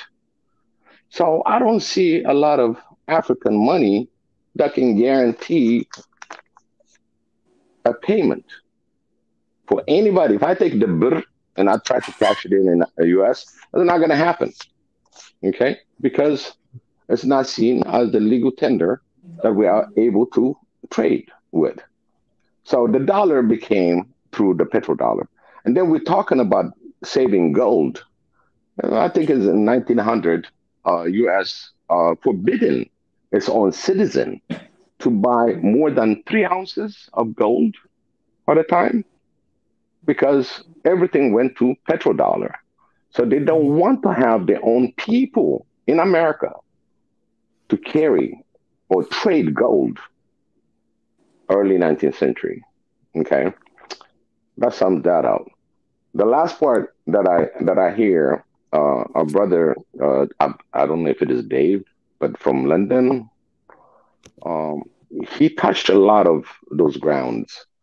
So we need to be grounded to understand about overall our movement of One Africa. Our way to do it is One Africa with no border. Remember, I said on my earlier conversation, if your thought and emotion meets, everything get together. Look at Mika. You started just something and looking at One Africa and look at your thought and emotion coming together. This is my proof right now. I'm showing you guys how we're supposed to be thinking. Look at the way Mika did. Mika created by reaction for different things, different shows, and he's got a vision for One Africa. And look at us now today, discussing all these different issues. So lovely, so beautiful, so passionate. In fact, we had some really passionate conversation yesterday. And there are a lot of things that we need to focus into making this as a priority in our daily life. As you said, Mika, every day I breathe Africa, every day I sleep Africa. I eat Africa, I drink Africa. Every day, if our thoughts and emotions are together, we'll achieve a lot. In fact, there are a lot of people now that really want to join our platform and give their understanding, like Jeff Pierce. He came and told us what do we need to know. Look at Jeff Pierce now showing all this dilemma of the 12 anchor trying to really overthrow an elect government. And all this is because of you. Mika, I just want to tell you, I say bravo. You're not done yet. We're going to keep on moving. So in my conclusion, think about human right. Human right is defined by convenience. Human right is when you feel free, live free, speak free, and you are able to vote freely. That's human right. Because the rest is all political. It's all associated on who they want to overthrow based on what they don't believe in that country. So they will divide us with human rights. They will divide us with everything they can to put it, say, hell, we don't approve it. But were you in the country? Have you seen it? Do you have evidence? Or is it hearsay? So now we come into the fake news. The fake news did this atrocity in Iraq. You know, there was a little young lady that came out and said, oh, yeah, I was a nurse and they let 312 baby die on the floor. 312 baby, how did you count it? 312. Is it because, even for the story, did you count 312 babies right on the cement dying? And guess what? It turns out to be that he was the ambassador in for the Saudi government, and she was his daughter. She'd never been a nurse. So the fake news will turn as human rights at that time, and whatever that they want to have as agenda and look at where Iraq is standing. So again, human rights is a very deep conversation. But for we African, we're born free, we think free, we evolve freely on what our destination is. This is our human right. Can I interject a little bit and then spice up the conversation? As you guys were speaking, I just saw a Twitter message where a group of 34 NGOs and 31 individuals, African organizations from across Africa, wrote a letter to the UN Secretary General and say that there's an impending genocide about to happen in Ethiopia, and then the UN must intervene. And sorry, Biggie, I had to read through so that to enrich things. I know your points. I know because I've heard your points, and I know your perspective where you come from. I know you guys have heard what Biggie has said. I just wanted to interject to what this human is such an interesting thing. We're talking about human rights, and then there's a report coming out, a news article coming out, people asking for UN to interject and to intervene in Ethiopia, and these are African organizations all over. And as you read through, what you see that we know clearly, UN human rights report that just came out clearly outlined a number of incidents of atrocities committed, and none of the atrocities listed out in that human rights report they didn't care to mention. They are like November 9 to 15 of 2020. There was a Maikadra massacre of Amhara in Tigray, and that was included in the report. And the report attributed that massacre to TPLF. And then there were also atrocities committed by Eritrea and Ethiopian government forces as a result of the conflict. But what the report said clearly that there was no evidence of genocide being carried out, and there was no evidence of organized efforts to starve a region, to use food as a weapon for a region. Now, these organizations that have come together have ignored all this evidence that are backed by UN reports, and they put them aside, and come here and to try to make us forget those things by pointing at something else. And so the point is, I think what Biggie was trying to point out, it could be used for political purpose. So the challenge for us is the question for you, all of you, is how do we find a way to make sure that our government are held accountable if and when rights that even Biggie was talking about, those basic simple rights, are being trampled upon? Okay, how we hold them accountable? Well, at the same time, how do we hold accountable those people who are trying to use the word genocide, those serious accusations falsely, and affecting our sensibility toward these sensitive issues? So when somebody falls, you've heard of the saying like that shepherd who cried foul about a wolf that never came 3 times, and when the wolf actually came, nobody came up and showed up. And how do we prevent? What is the balance between accountability and then also using it as a political tool? So that I wanted to pose that here in the conversation. Thank you so much. Thank you so much, Ezra, for that question. I will go to our brother Ebenezer, Dr. Ebenezer, for that. But I want us to agree on one thing, guys. I'm gonna give 3 minutes for you to share your point, and if that 3 minutes is over, I'm gonna need to cut you out, so that somebody else can go and continue, and then maybe later on after everybody share, can come back to you as well. So I want us to be faithful with these 3 minutes, and you can try to share your points in those 3 minutes. All right, we good with that? My apology, Mika. My apology. And you're right.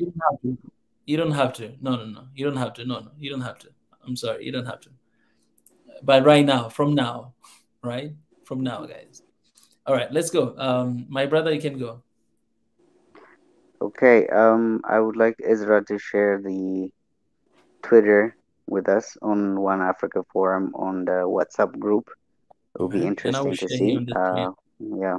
One is that. The other thing is they've given us an assignment, and I've been saying this for a while now, that we really need to redefine what we talk about, redefine everything according to Africa. There is no global world. It's not about, I don't want anyone to tell me that it's a globalized world. I'm sorry to say this. This is the fact of the matter. There is no globalized world. There is always picking sides, whether you like it or not. People are picking already their sides, and we're the only naive ones who are not picking our sides. So Africa needs to take sides with Africans instead of the West. That's my first say in this. And about human rights, this is just a no-brainer. This is a given right. They can't tell you to have it. They can't tell you not to have it. They gave us an assignment to think about it, to talk about it, so that we're busy talking about human rights violation, and blah blah. And I'm sorry to say this, but who's the worst human rights violator in the world? That's the United States of America. Who's the worst when it comes to human rights? That's the European Union. They actually defy the idea and the ideology of human rights. They don't actually know what human rights is. This is fact. People die on the Mediterranean Sea every time migrating from Africa, from a continent which is rich in minerals and resources. However, because of the destabilization that they have orchestrated against Africa, people are trying to migrate from Africa to Europe. But yet they watch them die on the Mediterranean, and they pick their corpse and report that people are dying by migration, and they don't want you to come into their house, yet they expect you to welcome them with a warm welcome into your continent. Sorry, this doesn't work anymore. This has to stop. Like, I don't want anyone to feel welcome in Ethiopia. Any foreign, European, US personnel in Ethiopia, I don't want them to feel comfortable. I'm sorry to say this, because I have seen people in these past few weeks, I've seen people cross the line with who I am. Foreigners cross the line. So I don't want them to feel comfortable. I don't want to hurt them. I don't want them to get hurt, but I don't want them to feel comfortable, because they're not letting my brothers in America feel comfortable. In the Netherlands, there is a Moroccan state where I have 1 minute left, brother. Okay, they have this Moroccan state, that Moroccan area where the thieves from Africa gathered together. So if you are going to be still nice, if we're going to be still nice to the foreigners, it's not going to happen. So we need to stand firm and strong. And this is minor stuff that we're talking about right now. Human rights, political rights, democratic rights, these are not the issues that are going to bring Africa together. Africans need to wake up and realize that they are being exploited. They're victims, and victims need to defend themselves against the ones that are victimizing them. So please, let's work on human rights. Is a crap for me. So let's work on more than human rights. That's going to come eventually. So let's work on more on Ethiopia. Africa, sorry. Thank you, Brad. Thank you, Brad. It might be a little bit pressure, but thank you. Thank you for keeping that. My brother Tunija, you can go next, brother. You have 3 minutes, starting from when you start talking. Yeah, okay. Thanks for having me. I think that I think we are discussing something related to human rights. I think from what I've heard, two people speak about it. The idea behind human rights, I don't have any problem with it because it's a concept and it's an ideal, what one is aspiring to. So, because what I find with these ideas is that we have seen that Africans themselves have killed and died for ideas that other people propose to them because they feel is superior to what they've got. Because ideas are important. It's not just a concept, because when you live in a society, you feel that there is something to aspire to. People tend to offer loyalty to a greater idea, like Islam. Now, Islam was spread mostly by Africans because they feel the idea was good. The religion appeared okay to them, so that's why they push for it. The same thing, even the Europeans took on Christianity because they felt it was better than what they had. It's not because they invented Christianity. They got it from someone else. And same thing goes for human rights too. Human rights is an ideal. It's just because it's a white man that created it doesn't mean it's not an ideal. And I would say that Africans, we ourselves have to have something.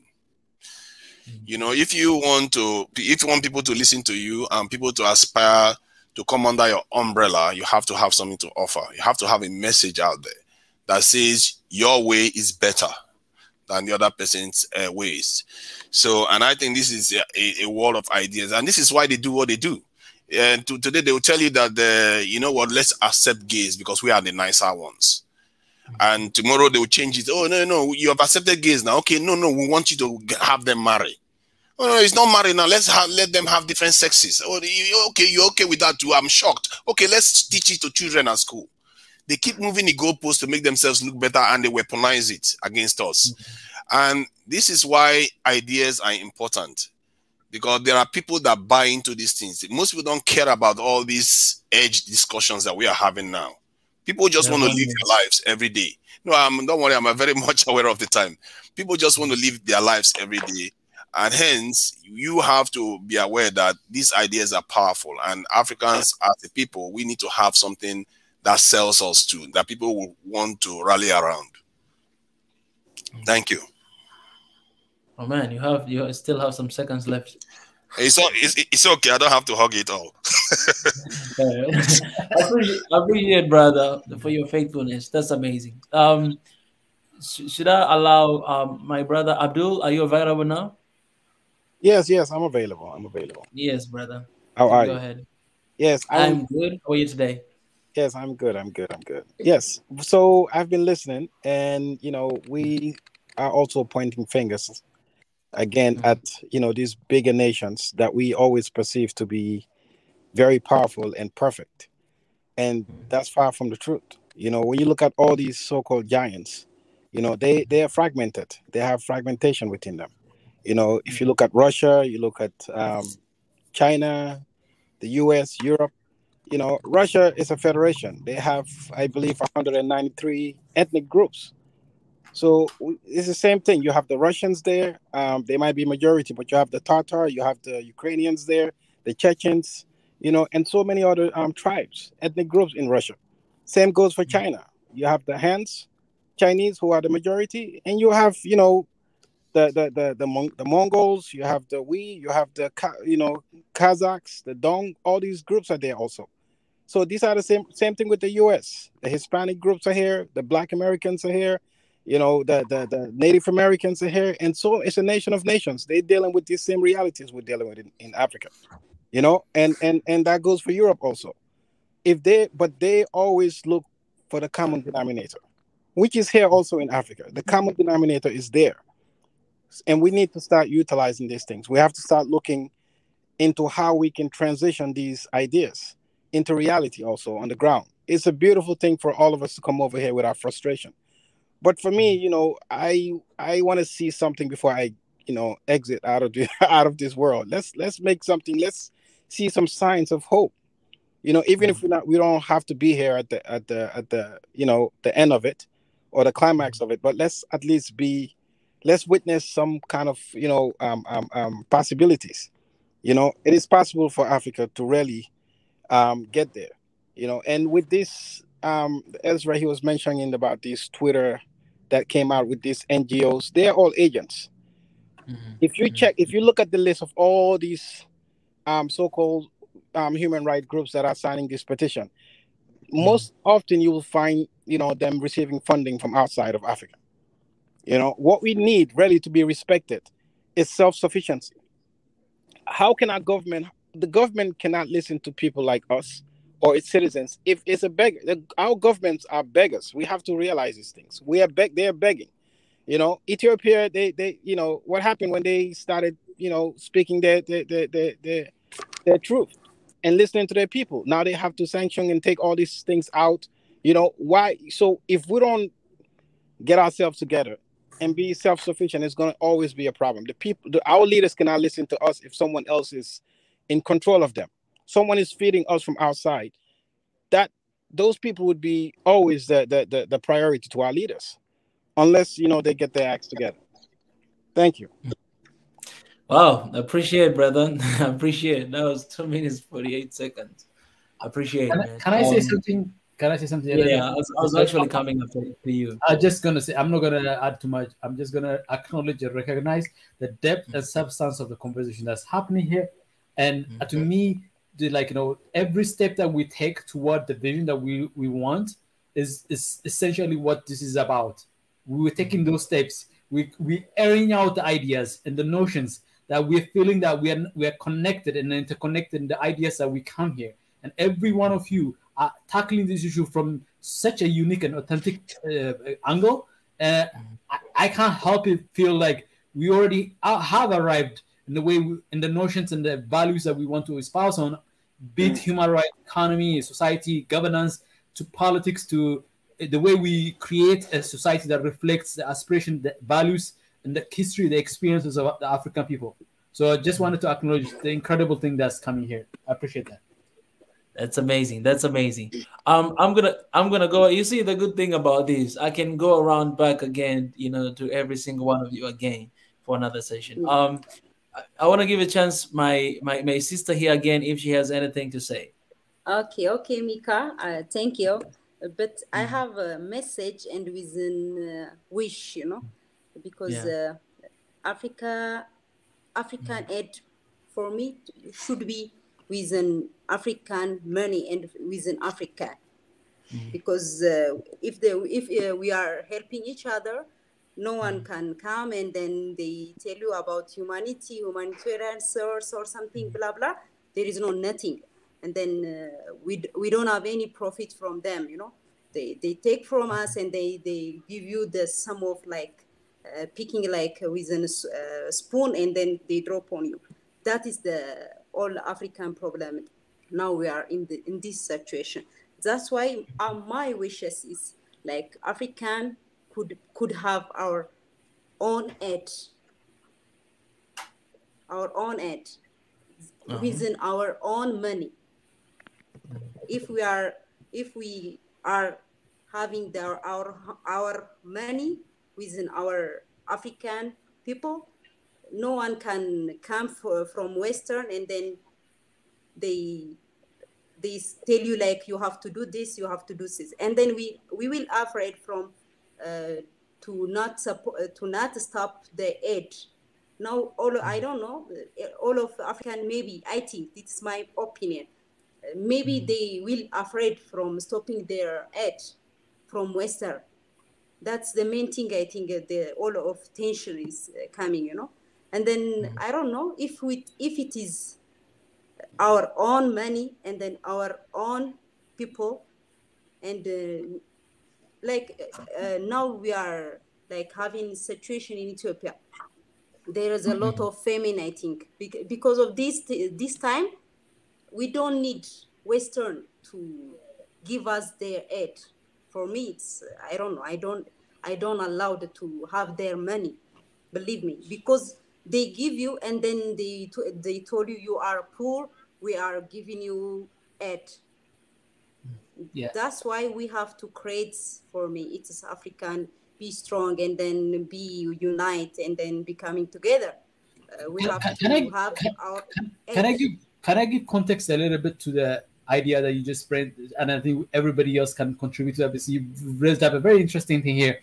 Let me give you a context of what aid looks like in Africa, and I think Dead Aid, the book Dead Aid, will give you even much better. But just overall top line view is that Africa gets about $40 to $50 billion a year in the form of aid, and that's about 2% of the total GDP or the total output of Africa. And that essentially, if you actually take it down to the basic on the ground, what that boils down to, most of Africa is running around living, yes, in poverty and some kind of, economic, thank you so much, Dead Aid, and some kind of challenges, economic challenges. But most of Africa covers almost all its need. About 98% of our need, our economic need, at least from the production that we produce, is covered by us Africans. But the perception that is set for us that we depend 90% of it, or 80% of, or 50%, or even 10% of our well-being is dependent on aid. So that's one misconception that needs to be really laid out, because they are, how much are they getting for the $40 billion they're giving us? One, they get it.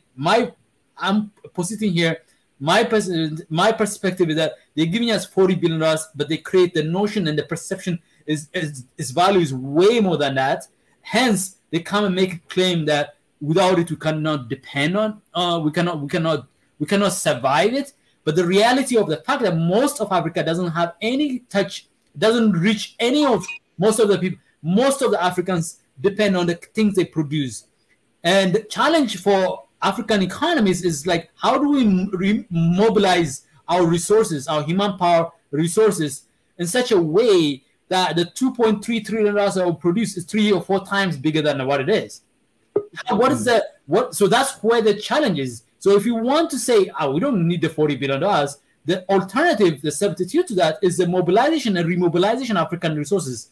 And then one of the notions I want to add to this conversation, I know it's a lot of it, is that like if Australia had the resources that Congo has, they come and tell us, oh, we depend too much on raw materials, that's why we're poor. But there are economies around the world that depend on raw materials. Australia has a huge part of the economy that depends on raw materials. Canada the same, US the same. A lot of countries around the world that also depend on some kind of raw material. Qatar is the same. How come they depend on raw materials and they're not poor? So if 90% of the cobalt that comes out of Africa, which is mostly from Congo, 90% of it comes, that means they have a monopoly. Africa has a monopoly on that. And then the basic economic principle is that if you have a monopoly on it, you can charge a higher price. If you can charge a higher price, you can earn from it. So the estimate of like Congo's wealth in today's money right now, what they give out, they said it's estimated up to $23 trillion, which is $3 or $4 trillion bigger than the American economy. So how do you square all these things, this noise? So the challenge is, I hope you understand, guys. I'm trying to put the challenge.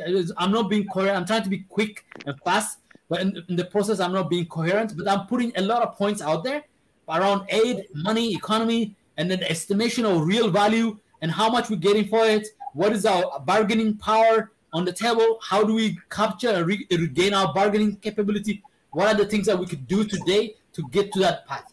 Thank you. All right. Thank you so much. Ezra, you asked that question, right? Yes. All right. So, guys, you have an opportunity to answer that question, and then we're gonna go back to the last round. If anyone wants to answer that question, again, it's the same thing. 3 minutes. The question was, what are we going to do to capitalize on our natural resources? Is that the question? Yeah, I believe so. It's there, but that's it. But there's also noise about it. So the noise of like, they give you 2% of your GDP is aid, but they make it look like they give you 50-90% of the GDP. They take 90% of our resource comes from Africa, which means we have monopoly, but we don't earn the amount of, like, if that resource was in Australia, they would make more money out of it. Yeah, I think one aspect you have to keep in mind is that this world operates on different levels. You have family, clan, and mostly you hear about tribal level, ethnic levels. But in terms of globally right now, we are looking at a kind of racial level. And most of these groups you mentioned that have benefited from their natural resources have a base, powerful race as a country. Like if you look at the Asians, they have the Chinese, the Europeans have the Americans, the Indians have the Indians. So, but what does the black people have? Nothing. So this is exactly why we haven't been able to capitalize on it. And if you look at all the black nations around the world, hence why they are all not doing very well. And until Africa is the source, if Africa gets its act together, that dynamics will change. You will start seeing that we'll actually get true value for whatever we are going to want to, sell out there or do. And what they say about AIDS, that's just complete rubbish. They too know that it's complete nonsense, that they are the ones making a lot of money from the continent. But if you want to change it, obviously you have to wrest control back. And our people will have to be prepared to do the hard thing. You have to start organizing and demanding smart things. Because what you find is that people don't demand smart things. One of the key things you can demand is pure transparency. Because these days, the beauty of technology is that you can actually see things get done. The money you are giving to the government, you can see what they are using it for if you want to really track it. If the people want to demand to see that, do you know the power of just that alone? Because you can trust the system now. You can trust that any money you put into the system, this is what it's going to be used for. It's going to be used for healthcare. It's going to be used for my security. The only area I would say that they should not make transparent is for spending for security. Because for obvious reasons, you have to keep security spending a little bit cloaked because you don't want anybody to know what you are spending on what. So that's my point. And we just have to be smart. We have to put security at the top. Then we have to put transparency at the next, because that makes a big difference in the way we engage with our governments.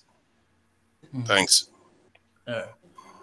Appreciate it. Ezra, you satisfied with that? I'm satisfied, but I want people to tackle the perception challenge and the reality challenge. I want people to say, to really point out, you know, the brokenness of it, because sometimes Africans think that because we think we are the one thinking that, you know, we are the one buying the notions. Like, say, one notion we buy that raw materials doesn't make you rich, but there are ample evidence to suggest that a lot of, and I think our friend from Niger, he answered a little bit of it.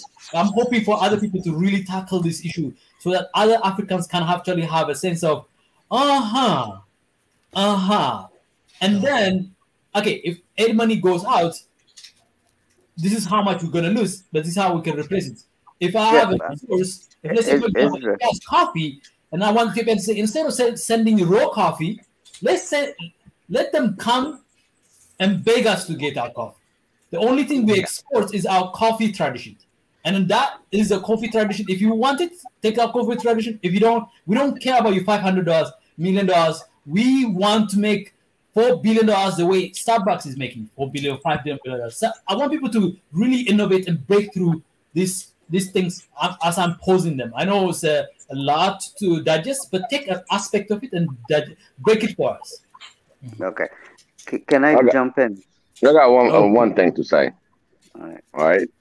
Ezra, you know, one thing about movement, One Africa, okay? The first thing you have to see is, let's say we're from Ethiopia, right? And then we have our brother in Congo that's underselling what is worth. Me and you as an Ethiopian, we should say, listen, you're hurting us, because the lower he sells it, there's no competition for them, so they just extract the raw material. So we have to care as Africans, you know, as a whole Africans, that resource comes out from my continent. We have to have the attitude, it comes from my continent. If there's a better negotiating state and they know what they're talking about, they know what to do with it, these are the ones that we're going to be saying, oh, you know what? Let's talk about our minerals, our raw material as Africans. How much can we sell it? And that we have to come together instead of getting a side pocket money to corrupt the government and have all this raw material going for free. I'll give you an example of Eritrea. When they found that gold and when they found certain the potash, what he did, he maximized his bid. Usually it's 10%. He went 45% when it comes to extraction, how much they can keep. So we need a strong leaders that's going to be concerned about African resource. And that is the unity, is the way we're going to discuss. We're going to have our own African Wall Street. Will determine how much we're going to sell our raw material. So we are in the movement of understanding which way we're going, because a lot of African countries are coming smarter, but they sign certain lease, some incredible contracts. Some of them, like some of the Chinese contract, is like 99 years lease. Hell no. You know what I mean? It's just they paid off the head of that raw material minister or something, and he's selling it so cheap because he already got paid. But he forgot that he's killing his own nation. So our understanding when it comes to our raw material is how Africa want to sell her raw material together. If I give them a cheap coffee price wise, another one try to overbid, it's not going to sell. So they're going to come here. So we're going to have to start talking across what is our coffee worth, what is our gold worth. Mika, you already showed our raw material on the earlier video, and we have to be together because if Congo get abused, Ethiopia get abused. We have to have that mentality. Yeah. If Kenya get abused, Ethiopia, Nigeria, Ghana, the whole continent gets shaken. Remember now when they went to the summit, and when Meles and I think Ghana and Tanzania, they got together. They said, we're gonna decline just supplying raw material. We want to have manufacturing, industrialization in Africa. And you know what happened to them. Yeah. And you know what happened to them. So anyway, we're just gonna have to get together. No, this is great point. This is great point. These are ideas. Are you guys picking up the ideas? Great point. Ebenezer, please. I want to hear your thought on this. Okay. That's going to be the last person, by the way, for that. Okay. Oh, I'm sorry. Make the best one then. Oh, I say you're going to be the last one to answer that. All right. Okay. I'll try to make it as short as possible. So, short and sweet.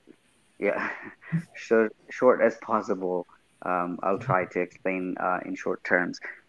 So my answer to Israel is actually it's a bit complicated when you look at it from different perspectives. Aid has been people are actually begging for it. So I want to actually put this in your mind. Leave for all of you this. I mean, not the ones who are living in America or somewhere in Europe, but the ones who are living in Africa. I know Israel. I don't know Israel. Where are you living?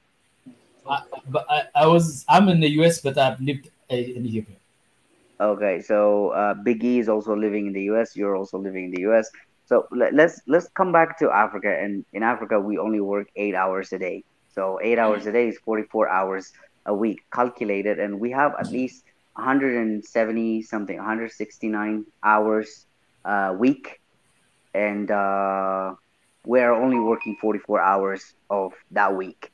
And the rest of the 120 something hours of the week, imagine if you sleep 7 days in a week and 7 hours, that's 49. Yet there's an hour missing in our life that we're not focusing on. The reason we're so dependent and afraid of losing the aid that's coming into Africa is not because we don't have resources. It's not because we don't have the potential to do everything by ourselves. It's not because we cannot depend on our African relationship. It's not because of that. It's because we don't have time management. We don't have anything to manage. We don't care about time. Africans don't care about time. We have to be really factual about that. So one of the reasons that we're depending on aid is because we only work on a regular basis that it was given to us according to. But the data doesn't suggest that. The data says something else, but what are you saying to me? The data says we get 2% of our GDP. In the case of Ethiopia, is higher. About 5% of our GDP comes from aid. But the reality, that gives you an idea of, in a given year, people, only about 5% of the population depends on it. But the perception is different. The perception is 90% of it depend on it. So exactly what I'm trying to come to. The gap? How do we square the gap between perception and reality? Okay, what I'm trying to come to is people are scared of aid. The aid hasn't arrived to the people, not in the past 30 years.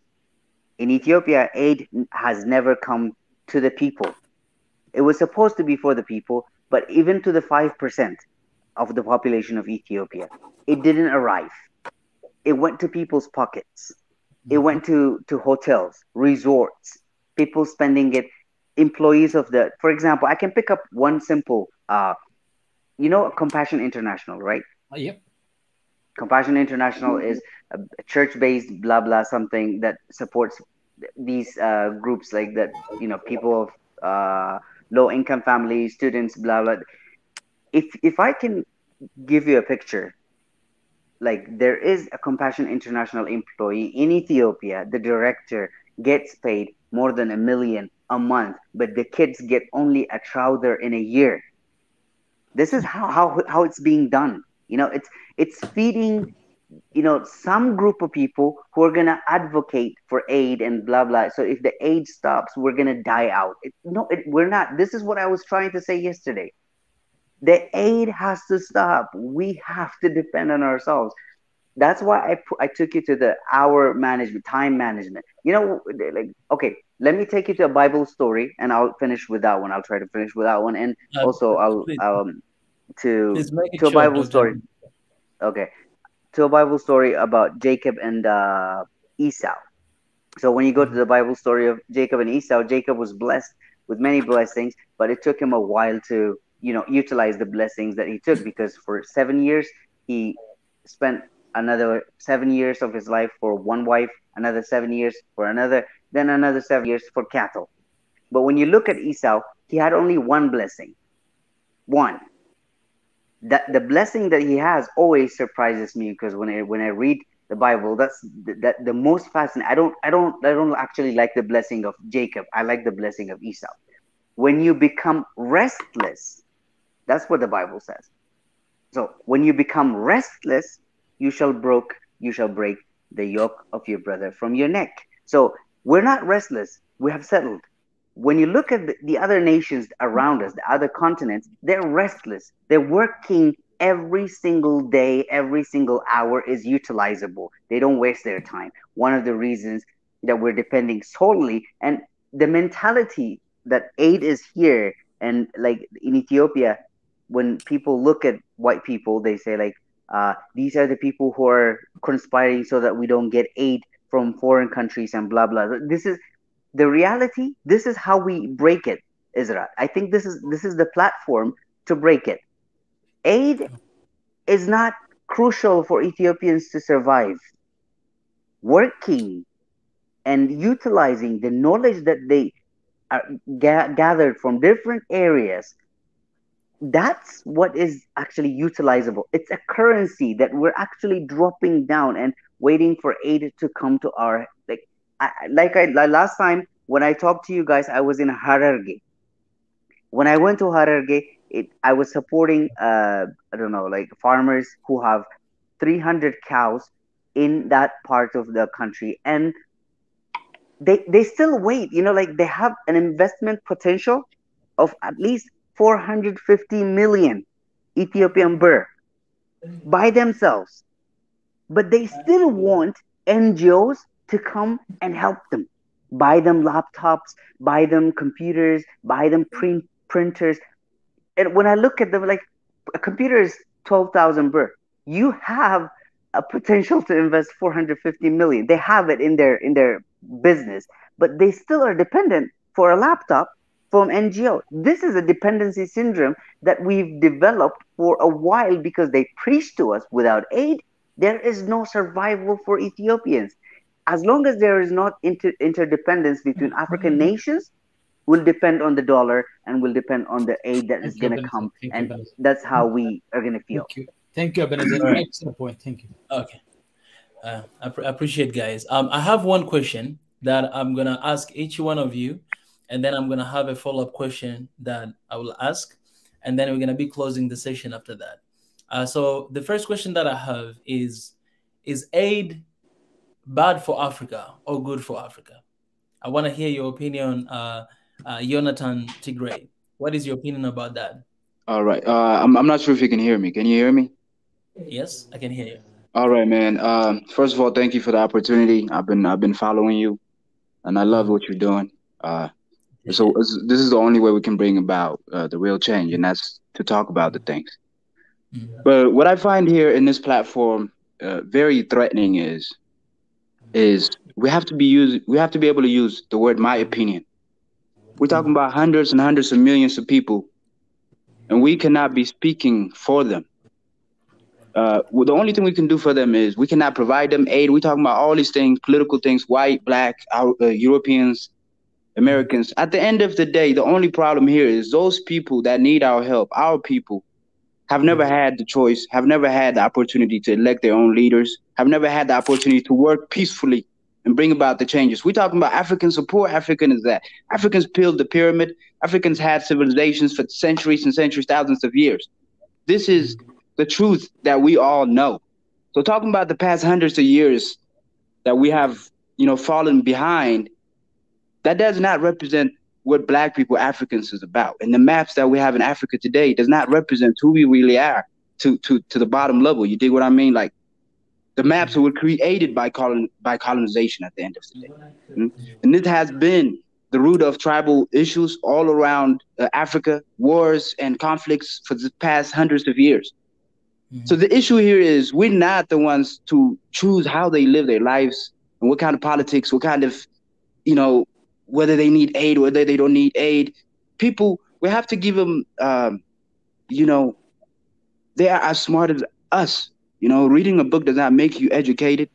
Going to America and speaking English does not. The only problem they have is they're powerless, as we are. So the conversations that we should be having over here is Ethiopia is this, Africa is this. Africa is a huge continent that created the world. Can I ask you a question? Can I challenge every person? Let me finish. Every person that we have in the whole planet is an African. Can I ask you a question? You know what I'm talking about? Let me ask you a question. The issue is, let me finish, please. Let me finish my point. Okay. The issue is, I am, as you can see from the name, I'm Tigrawi. I've been hearing a whole lot of things over here that are extremely saddening, where my people are dying, where they're starving. And I can show you pictures and videos of people dying from starvation, which is saddening, man. This happened 30 years ago. This should not be happening again. And it's not Abiy Ahmed, it's not TPLF, it's not nobody, it's us. It's us killing each other. They're giving us weapons. Our brothers, our leaders that we think are looking for our, best interests are giving us weapons to kill each other so they can stay in power. If we cannot wake up to see this, what is Africa? You know what I mean? And I love you guys. I love you guys. But I'm an engineer. I'm an engineer. The only way I can help is not talk about the things that I don't know, but I can help in the skills that I have learned. You know what I'm talking about? And that's the way. Yoni Penny is such an important person, and then you came at the right time. I really want to engage with you a little bit more. Just give me a second here. So I agree with you. We should not be imposing our will and our opinion on others. And I sometimes we make the mistake. I make the mistake of not saying my opinion. I will say more of that. But the Western powers, or those people with a vested interest in the resources that Africa has, also impose their will and then their point of view on us. So how do you counter that as well? So I take responsibility. So how do we make them take responsibility? Let me tell you what the human nature is. I think we forget sometimes. The United States is an occupation and the biggest genocide that the world has ever seen. This has been occupied on the death of millions of Native Americans, the United States itself. You see, the world is an ugly place. When you think you're powerful enough, you will take advantage of anybody you think cannot defend themselves. And that's the ugly truth that we face in this world. Whether you black, white, or anything like that, the white people, they just been here for the past 400 years. We've been creating culture, music, and every fucking thing in this world for the past thousands of years. The music that we listen to is, an African origin. Everything is an African thing. You know what I mean? So it is in human nature to try to abuse people, take advantage of people. So the only way we can fight this is it starts with us, looking for the truth, fighting for the truth. And then when we see somebody dying, struggling, speaking for that truth, instead of endorsing individuals and dictators, thinking they can change us. We can change ourselves only. You dig what I mean? The problem is not white people. The problem is not black people. It's the fact that we just, our problem is ourselves. Whether somebody can come to your house and tell you to do things to kill your mom. I mean, it doesn't take a genius to say, motherfucker, I'm not going to do that. You dig what I mean? Somebody can say, yo, I'll give you $100 million to control this land, so do something for me. All it takes is, the love for your people, the unity, the empathy and sympathy and all this to really make the difference that you need. So I don't think white people can ever do anything to me. I'm here in the white country, got my engineering now. I'm planning on going back and doing something for my people. At the end of the day, there's always a slight light. So going backwards ain't never going to do anything for us. Jonas, in the background, please share some of the things that you've seen and experienced, like some of the sufferings and some. I'm from Tigray. I'm from Tigray. Yeah. I have been in the war. I have been in the border. I've lost my uncles. So share. I have lost all my uncles. I have lost all my family. My grandma has been in pain for the past until she died. I've been in the second war with Eritrea. I had to, what the whole Ethiopians are going through right now. I've seen a glimpse of that. Okay. Leaving your house with nothing. We want to share that. We want to share that on our platform to make sure that people understand the real and pain, suffering that people pay without being without having the power to do something about it. And you have the power to do something about it. Some of us don't have the experience or the direct interaction, what's going on the ground. You have the experience, you have the data, you have the evidence. Please share your data, your information and phone numbers, and reach out to Mika. Give him those data. Those. All right. I want to say thank you. Thank you for the opportunity, and I love you guys. And keep up what you're doing. Okay, thank you. Jonathan, please, come often. Your voice is very important. All right. Thank you very much, man. Yeah. One Africa official. That's the email you can send right there.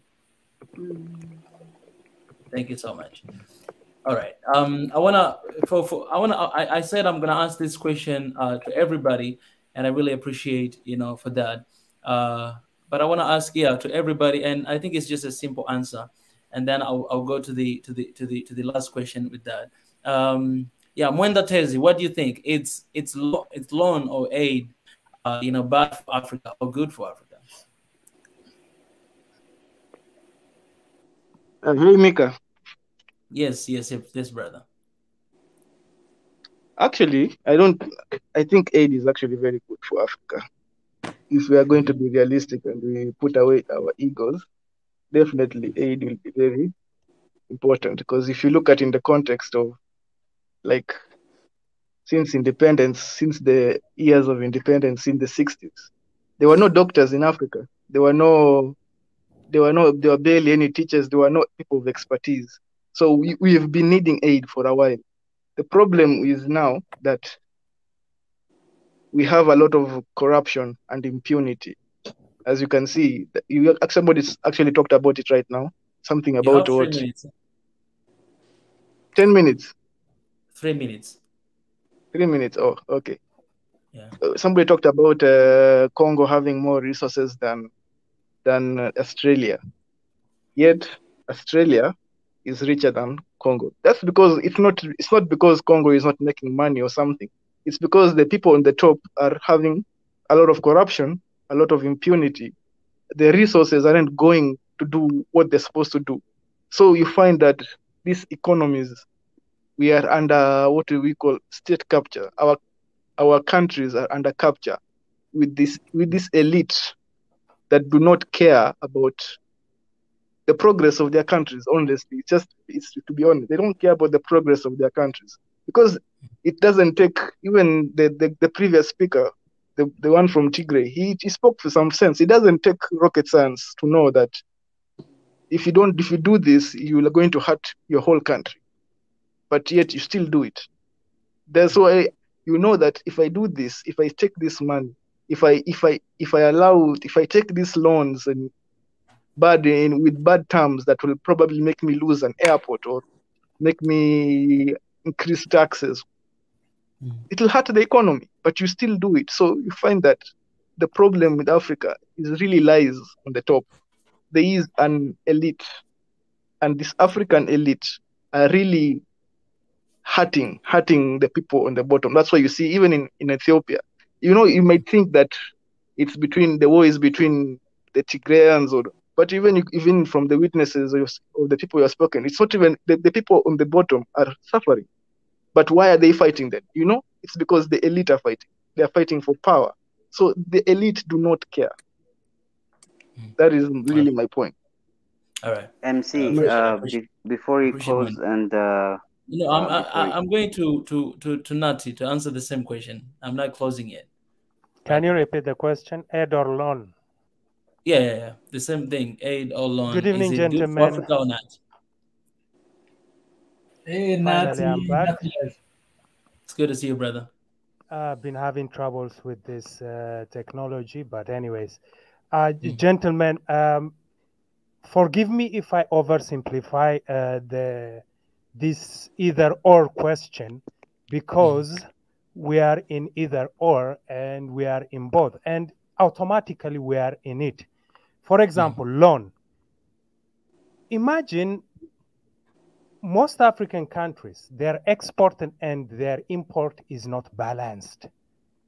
Gentlemen, let's accept our reality. For example, when a country is boasting of exporting animal hide and coffee and whatnot, the same ship that takes these raw materials comes back with double the price that we have exported. If we have exported for $5 million, the same ship comes back with a $10 million medicine and other processed chemicals and whatnot. And the other 5 million is put in a form of loan. So gentlemen, whenever the ship leaves us with raw materials, don't celebrate that we are doing this to the rest of the world. Sorry if I oversimplify it, but this is African reality. What we are exporting and what we are importing is not balanced. And the balance goes into a loan because it is our need. That's how we end up having loan after loan and loan after loan and loan after loan. Let's accept the reality. The second one. So is it good or bad? Aid. Aid. It's there by default. For example, you need medicine. It's like a mother goes out to sell for 50 shilling the avocados that she harvested from her land.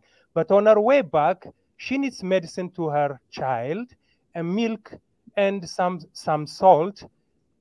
What do you expect her to do? She's automatically going to ask a loan from the shopkeeper that next time, if possible, she will bring something more. It is by default there because the need is there. Gentlemen, that's why we are really crucified, okay? The second one is aid. Aid comes in a form of relieving and bringing some kind of boost to our economy. But again, there are no free aid. I will give you an example. For example, if you have heard about structural adjustment policy, SAP, usually when an aid comes, there is some string attached to it. For example, they will tell you, oh, we are going to give you this amount of money. This is going to go for this cause. But in order to get this, you have to be eligible. What is the eligibility criteria? 1, 2, 3, 4, 5, 6. So you have to compromise some of your stuffs to fit into to become eligible. So gentlemen, what are we talking about? It is neither either or question. We are automatically by default in it. What do we need? We need to be contextualizing our needs, boost our productivity, work on a grassroots level to empower our people so that we produce whatever we can within our means so that we avoid importing unnecessary things. Do you know that the amount of second-hand clothes and shoes that come into Africa, for example? So some of the things are not an either or question. So I must say that this question is wrong in a way because it's like saying, okay, we are going to put Pistorius, who is a Paralympic champion, and Usain Bolt together, and we let them run. And we bet who is going to run. And let's bet on it. No, one is a champion in Paralympics, and the other one is a mainstream athlete. So, gentlemen, can we reflect on this? All right. Can I say something about this quickly? Before Niger, I'll give you a chance, but I want to add the final question, and then you will go first. All right, this will be the final question. So I've not touched on this question though, because if you ask another question, then I will have to answer 2 questions. You understand what I mean? Go ahead. Yeah. So the question is about aid, and aid in itself has no negative or positive, obviously, because it's just money. And I according to the previous speaker, he said something about conditions. If conditions are attached to it, that is where the coloring comes into the money. And but you have to understand, in this world, everything you do is a transaction. It's about what you want from that transaction. And I think that is where most of our actions fail. We seem to sell ourselves short, like Esau in the Bible all the time. We've started with trading our own people, you know, traded the most advanced beings that we know in all existence. We traded our own human beings as if they were nothing. And then we now trade our own societies, the structure of our societies, because somebody's giving us trinkets. This has been going on for a long time, even to the point where the Mali Empire and all of them were falling. They were doing the same things. This is why I say transaction is very important. You always have to know what you want from it. Like, he gave an example about somebody that their child is ill. If your child is ill, that is critical to you. You don't care what the other person is taking from you now, because that is very important at that moment. So you trade it. However, every other transaction you make, you have to have a clear head to know that, okay, I need to build my own industrial this is sector. What do I need from these people? And what am I giving to them so that I can build my industrial sector? If you are trying to build your industrial sector and you are giving them something that makes them far more powerful, don't do that, because it's a bad trade. Because they are going to come and eat you later. That's how it works. So you have to understand that I don't see it as good or bad, but I see it as something that if they give it to you, if you give me money for free, I will take it. But if you put conditions that I don't want, go the other direction, keep your aid. Because that's not a fair trade anymore. You have to see, this world does not owe us a living. We are men, we are grown up. Sometimes the way our people talk, it sounds very infantile, like we expect people to save us. Why wouldn't they treat us like children when you talk like that?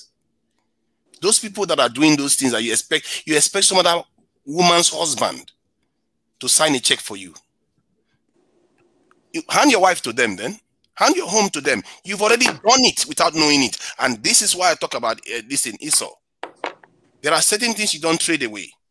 If you feel this is good for your society, another man says no, then bye-bye, go the other direction. And in terms of us being able to avoid it without even needing it at all, that is where you want to be. You really want to get out of that place. In other words, the only way you can do that is whatever trade you do it in a way that it will strengthen you. And this is why I say I don't care about any alliances with anybody. The only alliances I want to see is alliances that are giving Africa technology, giving Africa military power. If you're not giving us anything like that, get out of my sight. Because all these people have been doing all this nonsense to us forever. I never did us any good. Because the only thing that really matters right now for Africa, the only critical thing that Africa doesn't have, we have everything else, is defense. We have the mind, all our mind are going overseas, working for other people, building other people's systems all the time. All our best people are fleeing everywhere. Then the money that we make is fleeing into the accounts, into safe havens, all over the world. Billions upon trillions, all over the world acquired. Our resources are not on the ground because you can't defend anything. When you take a loan, you can't defend it. When you get intellectual property right, you can't defend it because you are weak. Weakness, nature hates weakness. It's very simple. You can't expect an antelope to be saying, lion, please feel sorry for me. I'm not, today, feel sorry. That's not how it works. Nature doesn't owe us a living. This world doesn't owe us a living. We have to grow up and understand that we have to make decisions that benefit us. And period. Don't even, the moment you start thinking, okay, let me compromise because we need it. No, you don't. You just need to have common sense. Look at what Kagame did. Kagame, it's not aid that got Kagame there. We've been having aid since 1960. Where did he get us? Nowhere. And let me just finish with this point. And if you look at the number that aid represents, that should tell you everything. How can somebody, a grown man, tell us that aid is good for us today, when the whole Africa is getting 50 billion and California is spending 200 something billion on healthcare? You know, I should just stop there. All right, thank you. Okay. So in that case, hello. guys. I Wait. disagree with I'm United. sorry.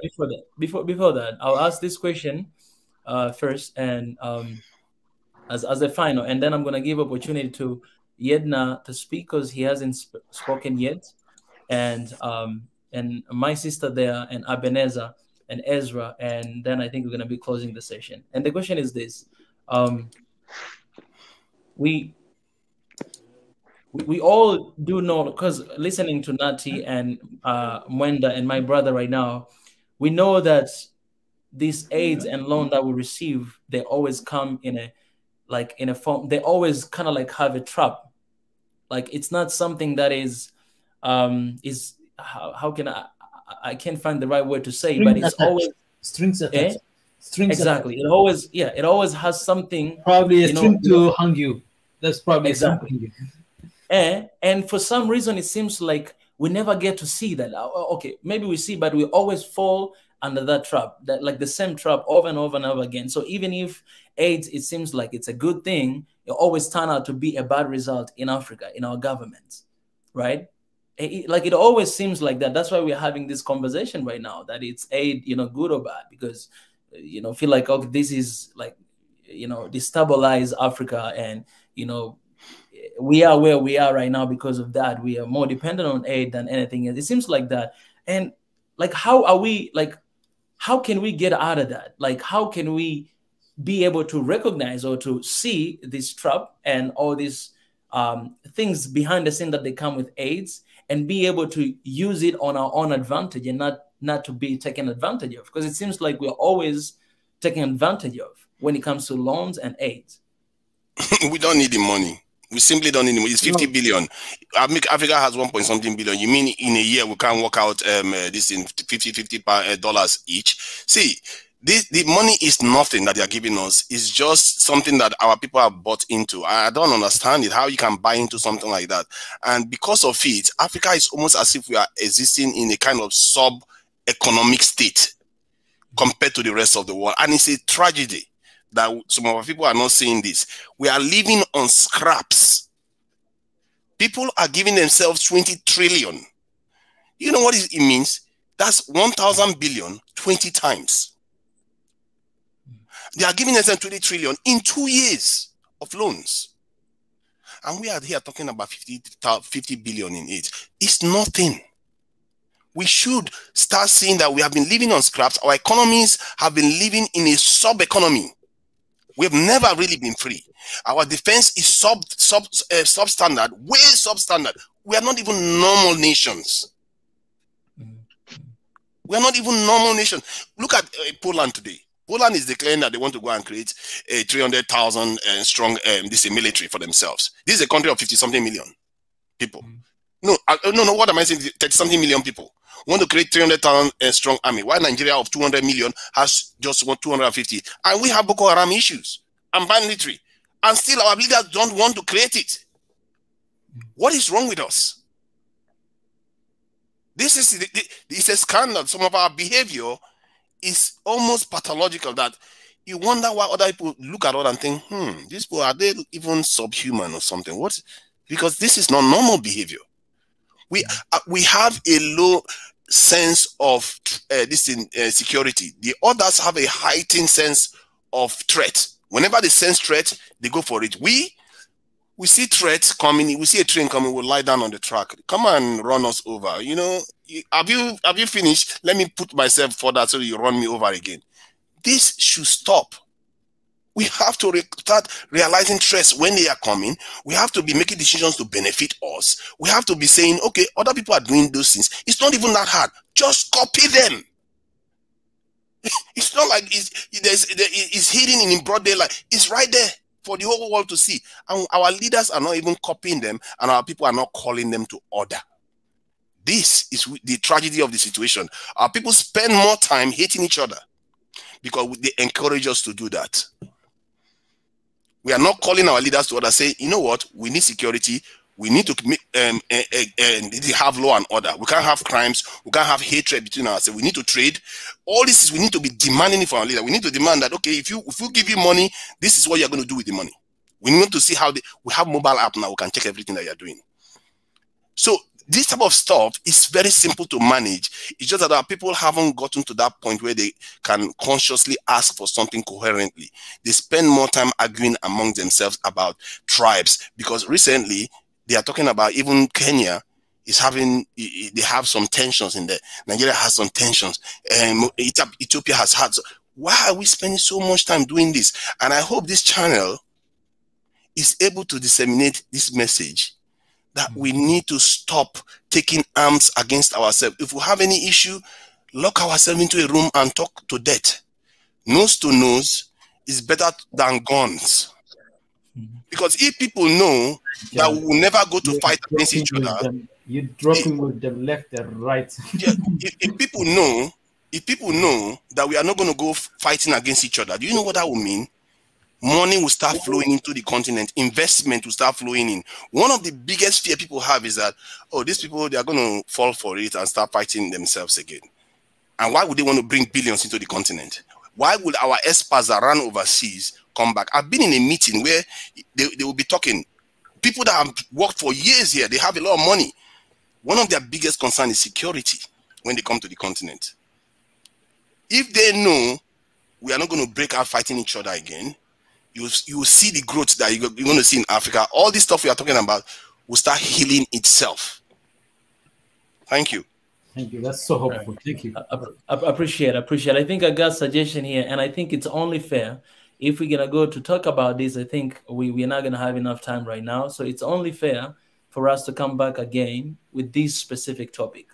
That aid, is it good or bad? And when we come back, again, from the very beginning, there's not going to be like, introduction or whatever, but from the very beginning, I'm just going to open the room for people to come and to share their ideas about that. Even right now, as I'm saying, I posted a question on Community tab on YouTube channel, Swahili Nation. You can go there, you can vote, and then also you can share your opinion. Because I sent the same question that Kuru suggested here, and also I asked, why do you think that way?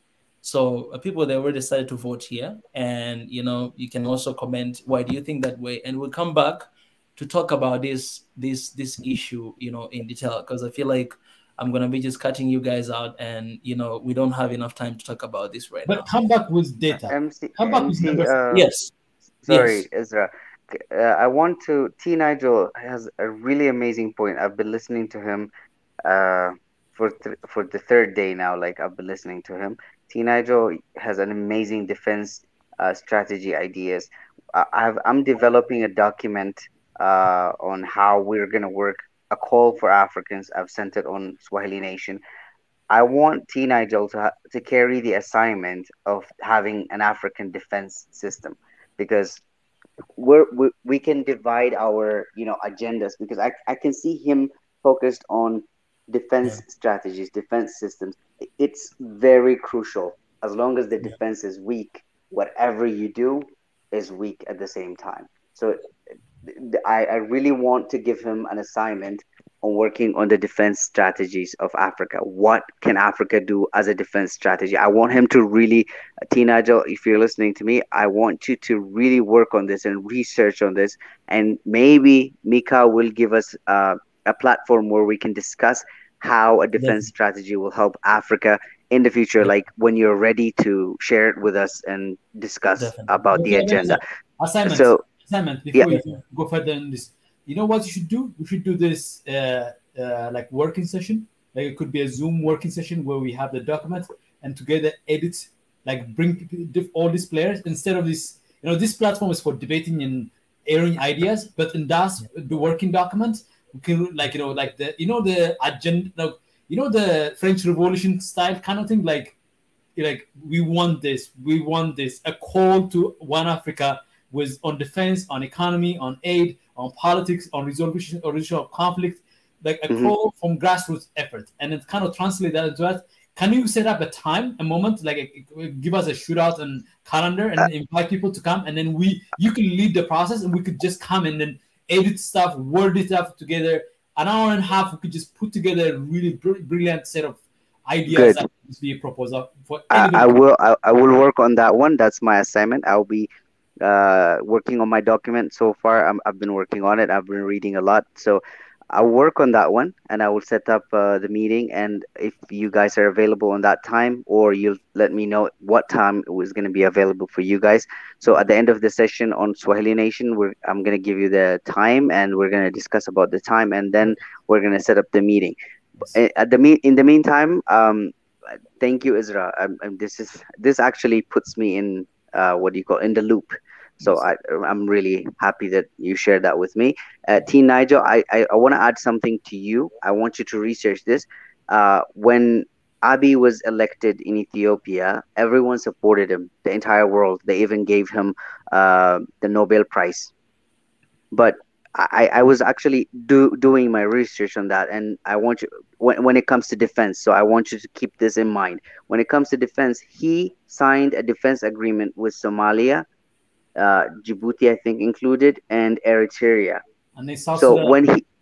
South Sudan included. So when this happened, the West were so irritated. That's where actually the clash started happening. So I want you to lay out why this is happening, because I know it's related to African resources and stuff. So how can we mobilize all Africa in this document that you're going to be preparing for this movement? And Mika, I want to add one more thing, a challenge for all of you guys, a big challenge.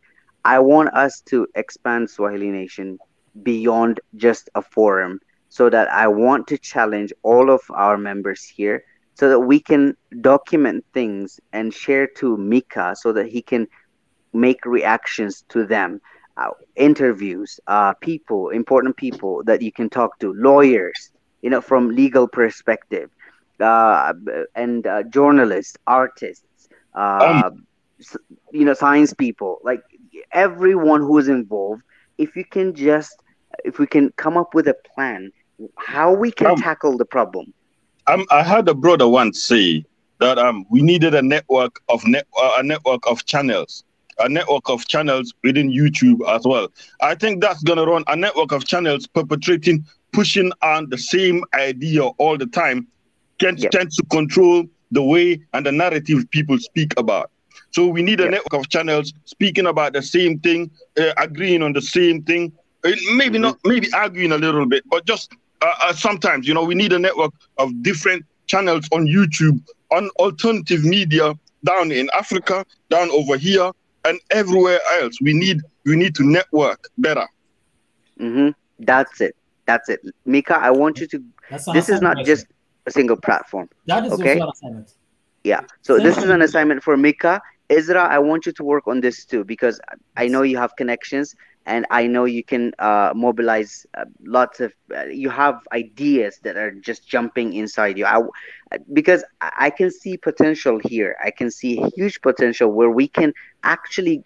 I'm in Ethiopia on the ground. I have a camera. I'm planning to. Currently, I have already ordered my mic, so I can videotape for you.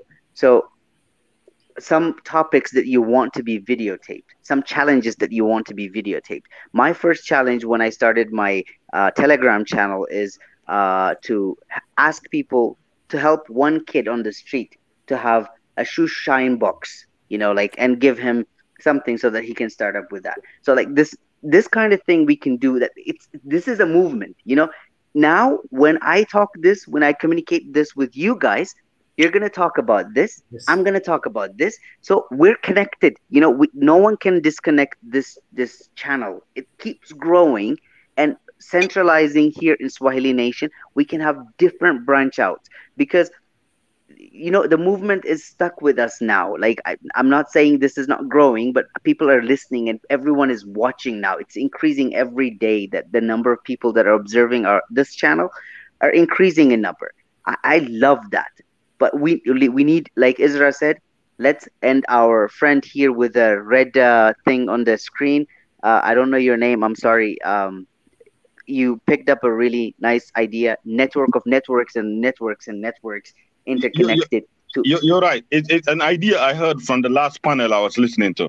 Somebody said we need a network of channels. So that means we need a network of channels across social media all the way down to Africa. Always perpetrating the pushing forward the same idea, the same type of thinking to uplift our people. You understand what I mean? That's what it's going to take. You can see, it's a unified media. In the new media, but unified. Like what the Maya, for example, doing something completely different, right? Or there's a Somalian people I watch. They don't speak English, but they're doing something different. Somebody in South Africa is doing something different. But a unified media allows all these different actors pursuing different angles, but with the same, almost similar goals. So by unifying the efforts, you're creating that force of energy that can actually penetrate all these things that seem harder to penetrate. So brilliant idea, by the way. Another idea is you guys have the assignment correctly, right? You took the assignment. Mika, this is your assignment. I want you to work on strategy of expanding this. Isra, I want you to also work on this one, expanding it and working on it together with Mika. T. Nigel, I don't know if you're listening. Huh? Tunaja, how do we get to gauge what kind of leaders are doing the right thing according to you? How do we get to gauge what kind of leaders are doing the right thing so that we can keep having those leaders keep emerging in the continent, all across the continent? How can we gauge that? I think by and large, things should be done in real time. And you should never trust any leader. You should only trust the action. Yes. And if the way things should be done is, if they step out of line, you know they step out of line. They're not doing what's in your interest. If you start saying, "Oh, I will die under one leader," because then that's when they can deceive you. Because then anybody can compromise the leader. That's the end of the story. So it has to be in real time, and it has to be something. And the leaders should not necessarily have total power to control the agenda. The people should control the agenda. And I think this is why I talked about transparency. And that is going to be extremely powerful, because one of the things I noticed about Ethiopia is that they did something that I find very remarkable. The dam project, I learned that the government did something by bringing the people invested into the dam project themselves. And when people feel that they have a stake in what is happening, they will do anything to defend it. And that is what I believe. People need to be engaged, because what is happening now is that we just feel like our leaders are up there, we are down here, and we are all hating up on them. It's almost as we think they are completely separate from us, and that is a problem. Because one interesting thing about Abiy is that it's not because he's a great leader. He found by accident that in order for him to survive, he needed the people, because everybody else became against him. So in order to survive, he had to switch it up a little bit. So there was a time he almost gave up on the dam, but almost agreed to the US and the pressure that's coming from Ethiopians and say, no, don't just give in on the dam. Make sure the dam deal is in the best interest of it. So that pressure coming from inside. So that's just to bolster you. Exactly. You see what I mean? That makes a lot of sense, because when the people take and buy into the idea that they need to better themselves, they want to build a dam, they feel proud about it. They will do anything to defend it. But the flow is that Abiy's flow is that his outreach with the Tigrayan side or the TPLF, which is a very difficult one to do, to reach out. I can understand the complexity. He reached the limits, essentially, the limit of that charm, that connection, that pressure, that synergy between him and the public. The limit reached that TPLF side. TPLF is very powerful, so that kind of dichotomy, sometimes you're going to run into that. So that becomes your weak underbelly. For Americans, they saw that as a weak underbelly. So if you want to pressure Abiy, like that's his weak underbelly. Trump was told there was a dam, but Biden said no, the dam is not his weak underbelly. Rather the Tigrayans, the TPLF. So that's another challenge for African leaders. So how do you also resolve that kind of complexity of governance? Because we cannot just I cannot just let Abiy get away if he does anything that would harm any Ethiopian.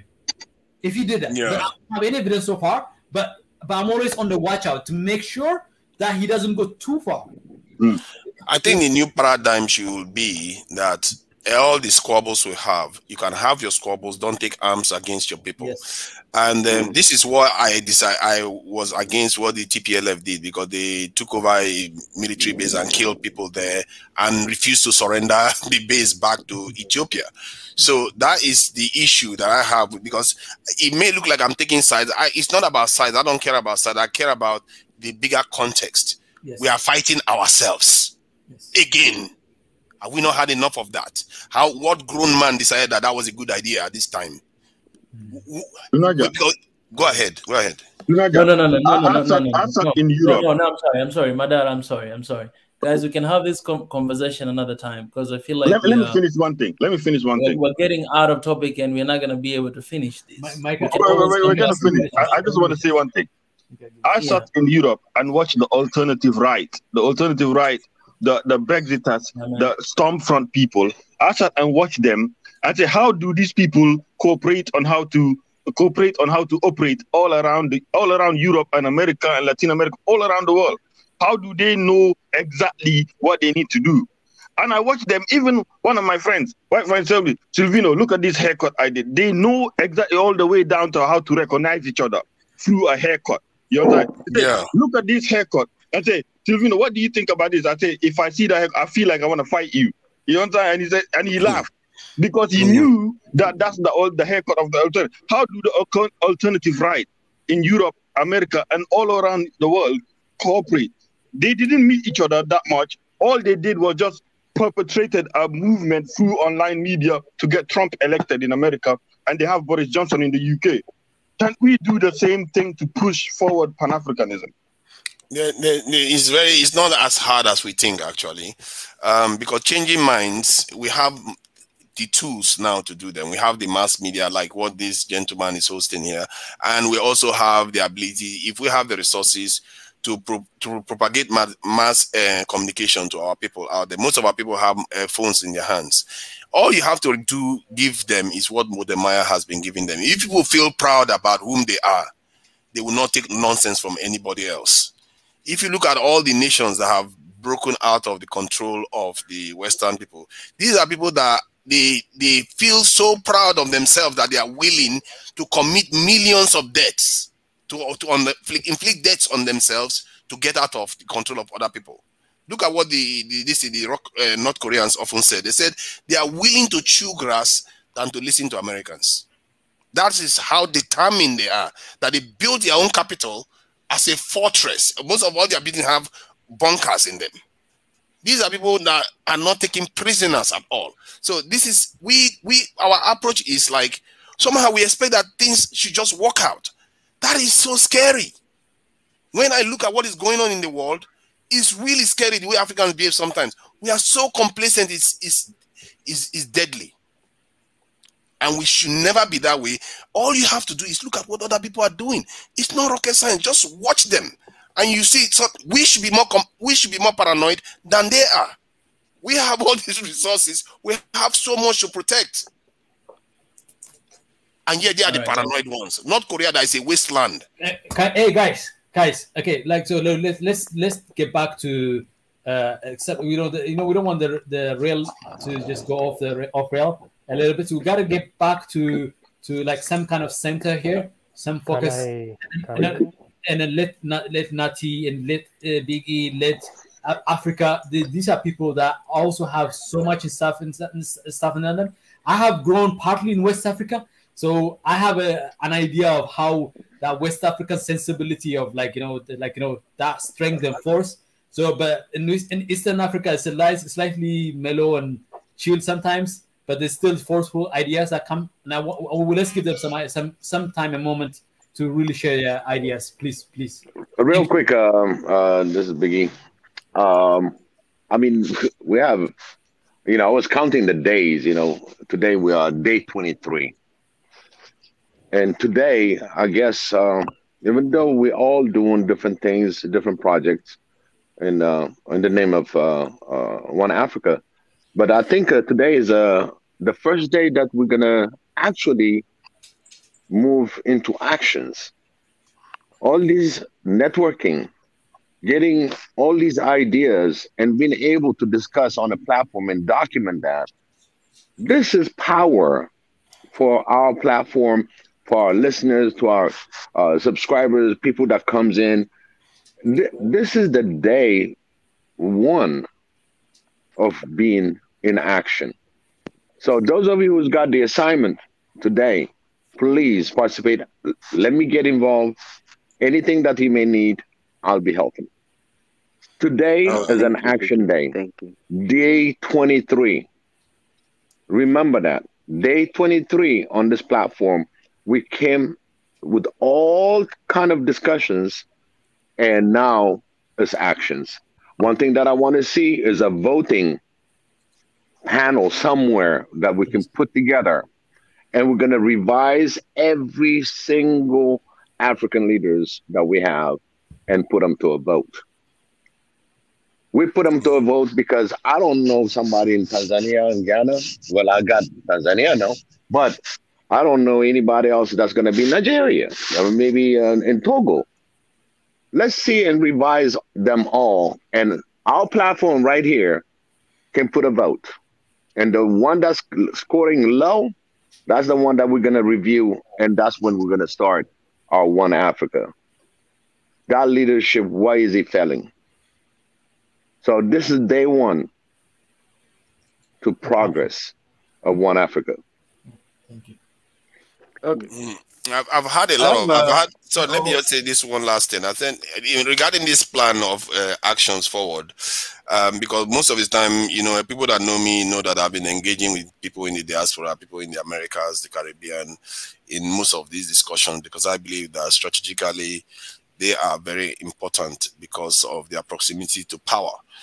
And I've also come up with plans that can actually get stuff done. I'm involved in a few projects at the moment, so I tend to be quite busy. So, but when it comes down to this, when we are doing some of all these things, we'll need about 12 people I'll be able to make a proper proposal on this. And obviously, whatever plan that is put together has to be foolproof. Like I said, it should never be based on trust. It should be based on systems that actually work, that is immune to this thing being disrupted, and being this thing, it has to be 100% transparent. And it's clear that there are so many ways to do that now in this world that was never possible before. So we should be able to come up with something that is workable. And I'm a little bit surprised that this hasn't been done before now, but I'm glad that there are people here that are action-oriented. And I've seen some, African Americans, quite a lot of them coming to the continent, building and, putting money on the ground, but not on the scale that we need to actually start effecting change. So I'm happy to hear that, and I'm willing to participate and contribute as much as I can, with the knowledge that I am also involved in real-time project trying to support our people. All this is I say here, I'm not just saying them. I act them in terms of the work that I do on the ground to contribute to. So, thank you. Can I come in? Hello. Okay, can I ask a question? Go ahead. Can I ask a question? Okay. My question is, because this will, I think, send them back to the topic. Like, why does Africa need aid? Like, why do we need aid? And we have talked about military and all these other things, which I might be probably the only person in the panel who is not sure about that, because I feel like it's not pragmatic. I mean, how can you build a military and we can't feed ourselves? I mean, so that's how can you build a military? Well, some people are dying of preventable diseases. So I feel like if there was a project, maybe a project to how can we feed Africa? A project of how can we give guys access to just basic medical healthcare. These are the things, I feel like these are the things that we should be talking about in our state now, before we start talking about guns and defense. Okay. And we can't, these are the things that are more important right now. I hear perfectly what you are saying. A lot of people have been saying this, but let me tell you this. Let me give you very clear reasons why that is the wrong way of looking at these things. First of all, the reasons why people don't have those things is because they never had security. Secondly, in your own life, are you going to busy yourself going to work every day knowing that your house is wide open, your window is open, you go to work every day comfortably, thinking that everything is going to be okay? You know you will not be okay with that. There is nothing in the house. There's nothing in the house, even if you leave but there it is open something in the house, though. But there is something in the house. That's the problem. There is something on the continent, clearly. So why do we have not... to do? Wait, Niger. Why do we have to do one or the other? Why can't you do one and the other? Security. And another thing. Like, let me anchor it down here for this discussion. The One Africa movement is not an institution. It is a place of ideas. It's a place of it's a place of where we say we need security. These are the principles that should guide you. These are values that should espouse and that reflect the One Africa principle, the One Africa values, the One Africa vision. We can't be organizing around security. It's just not feasible. It's just not going to work out. But at the same time, we also have to outline a sense of direction and a vision that combines all different elements. Because if it is a concern for Niger, Africa, if it is a concern for Niger, then it should be a concern for you. If Niger, the same thing. If Africa's concern, our friend Africa, concern, the user Africa, his concern is food, security, health. That should be a concern. You don't have to agree and understand and appreciate which one comes first, which one comes, because we are not an organization that implements this. We are the organization pushing for an activism. And I think that's that area. That will be the competency that we bring into the table. Mika, can I say something? You guys talking about. I think the only thing I was doing was to give him reasons why his idea was a kind of has issues with it, because the reason we have been doing this, we have been saying we need to hospitals, we need to do all these things.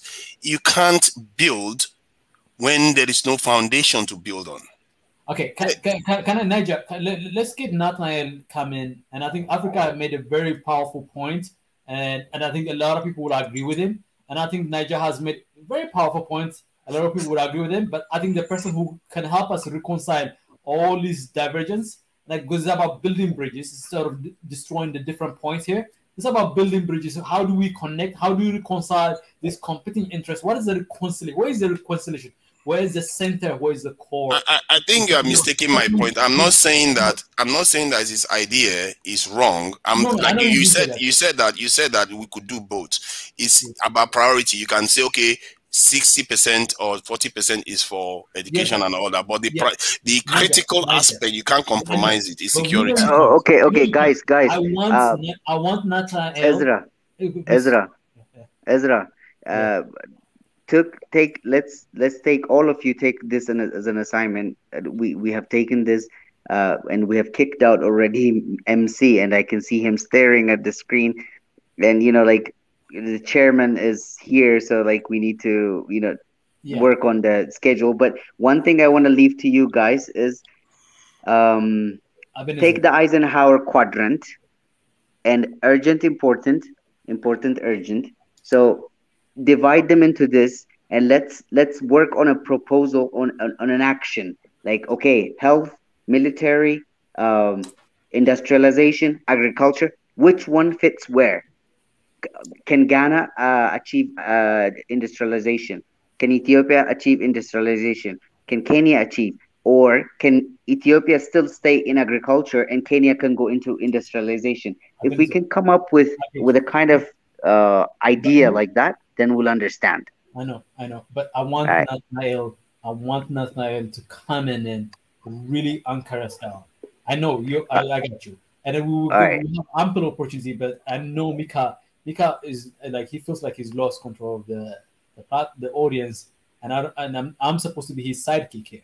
And I think it's okay. I've been around such discussions where because discussions flow is about ideas. It's not necessarily about some structure is necessary so that we're not running on butter. We're not running on butter. we are running on structure, some kind of structure, some skeleton of structure. You have not I'm spoken to about to African leave, guys. Americans. So good night. I love you all. You know, being respectful to us, and I want to be respectful because it's not just the ideas that are important; it's the people who hold the ideas.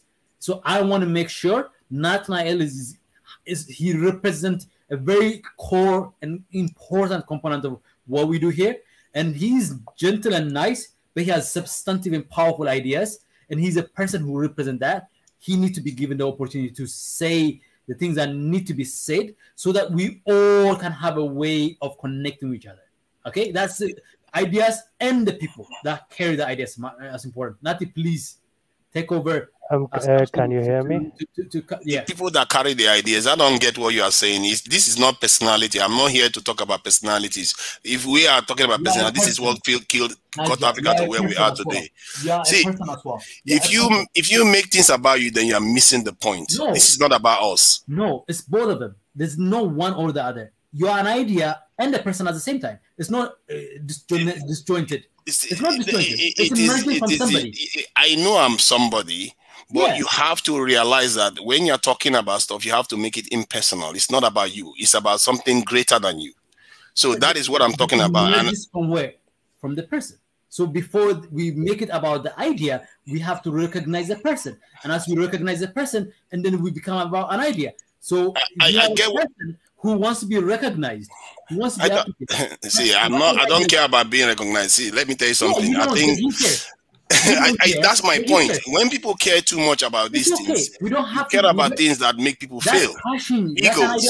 So you don't, in Nigeria, the one thing you don't want to do is crash an agency. Each and every one of us have agencies. We are not about crashing other people's agency. If we crash other people's agency, then we cannot have the diversity of thoughts and ideas and possibilities that is packed in everybody's potential. So we have to allow the agency of the person. And sometimes some people are not vocal about it. They're not forceful about it. So because of that, they should not be subject to being quiet. So I want to be fair to you, if anybody has been trying to quiet people, it's you. Because what I said to him just now is, I just told him that this idea, I gave him examples. I didn't try to quiet him. I didn't bully. Did I insult him? Did anybody hear me insult him? So you are the one trying to act as if I'm trying to bully somebody. I don't know where that came from. You're not. I'm not saying we should not interrupt so that he could speak. He's been waiting to hear. So let's not interrupt. Let him hear. Let's hear them. That's what I'm trying to do. I did hear him. I heard him. I don't know where you are coming from because I heard him and we spoke politely to each other. So I don't know if anybody is coming in with that kind of talk. Naja, Israel, I think one thing that I would say, we're very passionate on this platform. And again, nothing personal, nothing. This is for greater goods for all of us. So I just want to make sure that we all agree toward going with different discussion, because really everybody on this platform is trying to put every input, opinion, as is said. So please, let's have Nati to go ahead and wrap up this thing, because it's coming to 3 hours, and Mika is having a little bit of a thing. So I'm your side now, and please, Nati, carry on. Thank you, Biggie. Good evening, everyone, again. I just want to pick from the last word Tunaija said about foundation, right, Tunaija? Yeah. Yes, foundation. Now, bringing us back to the topic where we were discussing about aid and human rights and whatnot. There are some things that I want to talk about, and this is respectfully, I want to challenge some of the underlying premises that we took for granted. For example, there are two things. One is what is being done to us as Africans, and the second one is what we are doing to encourage what is being done to us. Sometimes we can always blame others for doing 1, 2, 3 to Africa, but as Africans, how do we feed the devil in a way? when we look at, for example, Mwenda will agree with me, one of the biggest slums in Africa is Kibera or Kibra. There are over 3,000 NGOs and well-wishers who are trying to aid the people of Kibra. But year in, year out, so far, the situation has not changed. That means that the NGOs and aid workers who are trying to solve the people of Kibra are actually taking advantage of the situation to raise funds and feed their own interests. If we push it furthermore, some of the aid that comes is being used as an excuse to collect data about the situation of Africa. But this is what has been done to us, and I have given one simple example. The second one, what are we doing to feed this? And this is in relation to China 40, 50 years ago. They were damn poor. They were very poor. What brought China today is their work culture. And now, when to Niger, with respect, when you said that it is easier to change minds nowadays, everyone has phones and everyone is exposed to information, I really, really doubt from what I see on the ground, actually that worries me. How many workplaces, if you follow seriously, staff members are told, please, during work, do not use phones, cell phones. And if you critically look at people at workplace, either they are checking their social media, fashion, and whatnot, or if they are not using their phones, they are on the computer playing solitaire.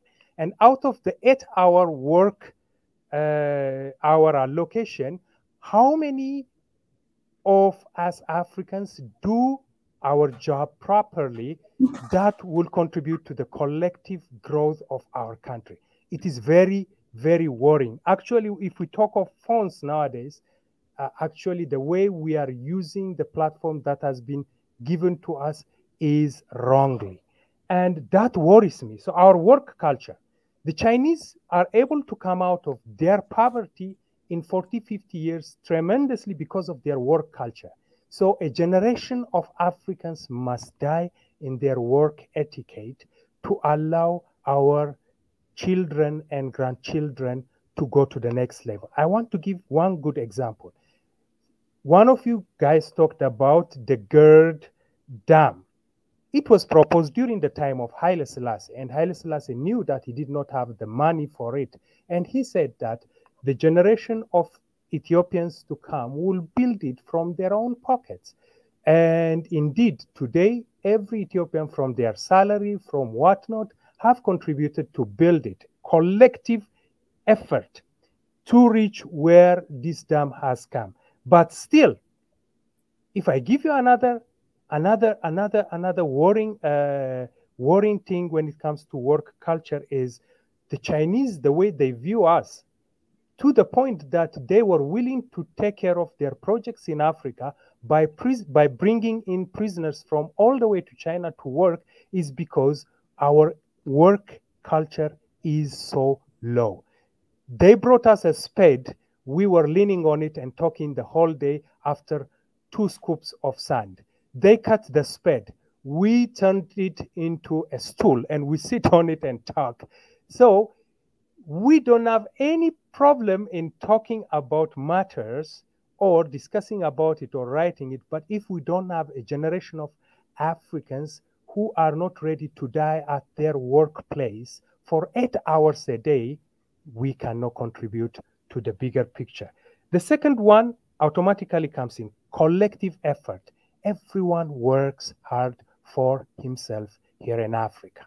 If really we look at our own countries, how many people do push carts at 2 in the afternoon and they are sweating and they are half naked and they are pulling cart from one end of town to the other to make their daily bread. They sweat independently to win their daily bread. But is it collective effort? Or do we just get a piece like a hyena, a piece of meat and run our way? and tomorrow we meet again when we are hungry. A continent, a country, a collective identity cannot be built on an individual effort, gentlemen. So it is good that we have all the platforms we need, but we need to change our work culture wherever we are placed. We don't even need to do more. Tomorrow when I go to my office, how many hours do I give? How do I assess that what have I done today that would make me a contributor to my nation, to my workplace? To be honest, for the most part, many people are there for the monthly income, but after work, where they are working hard is where they really get their own private money. Doctors, they are there, but after work, you will see them run. You'll see them paying more attention to the people who pay them more out there. If we have that attitude towards the institutions that we serve, we would have been somewhere else. So as people who have all the platforms, let's change the work culture. Let us teach our brothers and sisters, if we have to do something, let's do it with all our hearts for the 8 years. If we take out, actually, what is respected in our workplaces is tea break and the time to leave. Let's be honest to ourselves without bringing in an outsider. So when we look at ourselves, I just see Africa as a whole, since our struggles are more or less the same. It's like a lady who has lost her jewels in the house, but she's looking for it outside since there is no light in the house, since it is dark in the house. Where and how are we looking for solutions for our problems? Are we looking for it within the house where we have lost it, or are we looking outside where there is the sunshine? Gentlemen, thank you very much. Thank you. I think you made a strong point about the work culture. When I said something about how we can change things using the technology that we have now, every technology out there is a two-edged sword. They can use it against us, so can we use it against them, like everything else. And this is why, it's quite interesting. Even if I'm not in the military, I tend to think this way, though I have family members in the military. You have to understand that the technology that they've used is, you know what they did to Africa? They came into Africa, they taught us to do family planning and all the rest of it. They used their NGOs, physically come to the continent from the 80s, 70s, 90s to come and teach us some of all these things. And we bought into some of all these things, and our government actually bought into many of them. So the same thing can happen now with social media. And with this in advertisements and showing the people, because you can target specific groups with advertisements and showing them things about their history, things about their priorities that they are going to gravitate towards, and you can start changing minds, and you can literally reach millions of people. If you think we are talking to 100 and something people today, or 100 and something thousand, you can reach millions with the right targeting. I understand technology to that point that I know that using the SEO and advertising techniques, you can reach people and you can change minds. And it's quite surprising no one has done that till now. So it just shows you the potential out there for the right group of people that come together, the change that can be made when you put your head to it and look to change minds. You will change minds. Because we see all this ad about Kardashians, about movies, we are very quick to watch them. If we make something that Africans would like to gravitate towards, you tell them things about themselves that they don't know about, that most of them will never think that they know that their nations did. When you let them know that, they will start feeling proud. This is what most of us saw with Wodemaya. When you see what Wodemaya was doing, a lot of people felt proud that, oh, I didn't know that about the continent. I didn't know Rwanda was still clean. Look at South Africans. They didn't know that much about them. When he went to Nigeria, I'm sure a lot of people thought, wow, my impression of Nigerians have changed a little bit now, because now you are reaching out to them. There's a massive barrier on the continent. I just thought I should highlight that. The biggest barrier is not even the boundaries, it's the language barrier. Some speak English, some speak French. You can't believe how tricky it is when I go from Nigeria to Benin Republic. everything changes because they are speaking a totally different language. Do you see a French guy coming here now to talk to us? No, they are not. It's a totally different world. We are talking on parallel lines. So we have to, but social media can change that. Because you can make an advert in French, you can make an advert in Portuguese, in Spanish, and just decimate it and send it out there. All you need is the money backing it. And they can't avoid it. You see, that's the beauty of this too. They can't even avoid it if they wanted to. As long as you don't have YouTube, you don't have premium account on YouTube, yes, you will watch the ad, you will see it. And if you don't have this ad blocking and these features, if you go to any major website, you will see it. And if you see something, whether you like it or not, you can't unsee it. It will go into you subliminally, and that's how you start changing people's mind. You know, just to finish, I've seen a situation whereby they had a group of people coming to a class in a room, and they said, you know what, let's carry out this experiment. They split the group up. They were friends, you know, these people were all together.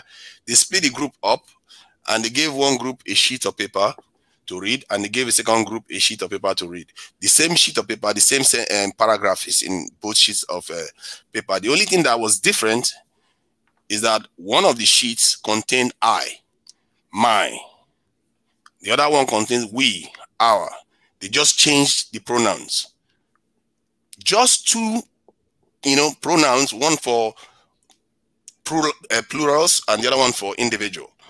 And when they finished reading it, they carried out an experiment and said, you know what if your teammate was on a track and the train was coming, and if you had to save the person, it could kill you, but you could decide to leave the person so that the person dies on the track. The group that read the sheet that said I, my, about 40% more of them chose to leave their teammate on the track, while the ones that read we and us, more of them chose to save their teammates. This is just one paragraph can change your mind. You see how easily people can be divided. This is why we find it surprising. Why are we so divided? Because it's so easy. Human beings are fickle. If you don't know the nature of human beings, this is the reasons why it's easy for us to get divided, and we need to start building immunity to it. Because if you can build immunity to divisions, if you recognize it and you start seeing the signs that want to divide you, and if more of us start seeing it, you will find that Africa will be harder to divide. You will find that this type of flare-ups of ethnic conflict, tribal issues will start disappearing, because more of us will be aware of it and will be able to do away with it. Like I said, we have a lot of power. All this knowledge is not hidden. They're all online here. They're all on the internet. It's not hidden. We just have to use them and start changing stuff. Thank you. All right. Okay, guys. Well, I appreciate you all for sharing. And I mean, I was quiet because I wanted to see if listening is so difficult, but actually it's not so difficult to listen. And I hope that we listen one another, because this session, you know, I wanted to end 24 minutes ago and before that to finish because of different reasons. So, I mean, if we listen to one another, I think we'll be able to continue to do this, because I know we have so many things to share. We have so many points, so many questions, but we're not going to be able to finish all of them in a single day. Right. And as a result, we go back and forth, and we have spoken about so many stuff right now, in a point where it can be confusing, you know, to people who are listening, that we don't know where we came from, and we don't know where we're going, and don't know where we're ending, and things like that. So I just hope we can, you know, a little bit listen to one another. I think it'll be productive. I agree with you. Was it Ezra I was speaking to a moment ago? Oh yeah, you were speaking to Ezra. Okay, I just wanted to say that maybe it came across wrong, or you got that impression, but that is not my impression. In terms of when I talk to people, sometimes maybe I come across a little bit abrupt. It's true, and but no malice was meant by it. I don't try to, you know, pose myself as if I'm some kind of arbiter of knowledge. sometimes I get a little bit frustrated when I see the same things repeat itself, like everyone does. And I will never go out of my way to try to make anybody feel like bad about their views. I evolve, I learn, because if you don't learn, you are always going to be getting to the wrong results. And if that's the impression you got from it, I apologize. That is not my intention. I'm out here to just share knowledge. Naija, no, I would never feel that way about you or anybody. And me, I'm trying to help because I'm a sidekick here, trying to help him kind of manage the audience. And I know we talk about how to run these shows behind the scene in the background, and we want to give as many people as possible. But I would never feel no. I never ideas and personality, characters. Never. Don't worry about it. I don't even want you to feel. I want you to be as energetic and as forceful as you are. And the point you make, they cannot be made stronger without the kind of force of nature that you represent. Not just the ideas, but the way you present them. It will make us, because they're urgent issues that, let's say, are we going to be always just looking around this aid stupidity? That's the way you put it. Like, essentially, that's how I want people to feel that way. Like, stop being stupid on some things. And so I want somebody like you coming here and making sure we keep perspective and keep urgency, keep energy moving. So, but at the same time, as a sidekick to Mika, I want to make sure, I help him, I support him as much as possible. And he doesn't. I can take the bullets when I go out there and venture out and try to stop people, but I don't want him to have to take the bullets. And he's the face and the character of the movement that we have, and we need him to be in that kind of higher ground, because we need that personality matters. A lot of good words. Yeah, so personality matters, and I by design, as somebody who advises him on the background, I want him to maintain that kind of air of clarity and neutrality, and and then I could be the bad guy here, and then that's what I'm trying to not be. And then if I come across as pushy toward you or anybody, it's just because I wanted to help him. That's all. I get that. Let me just say something to Mika. Don't feel bad about, sometimes it feels like it's hard you are herding cats and people will get out of control. I've been in panels with African Americans where he went for 11 hours live streaming. Like the host will be like, I want to go, and the closing statement will last for 4 hours. I'm telling you. I want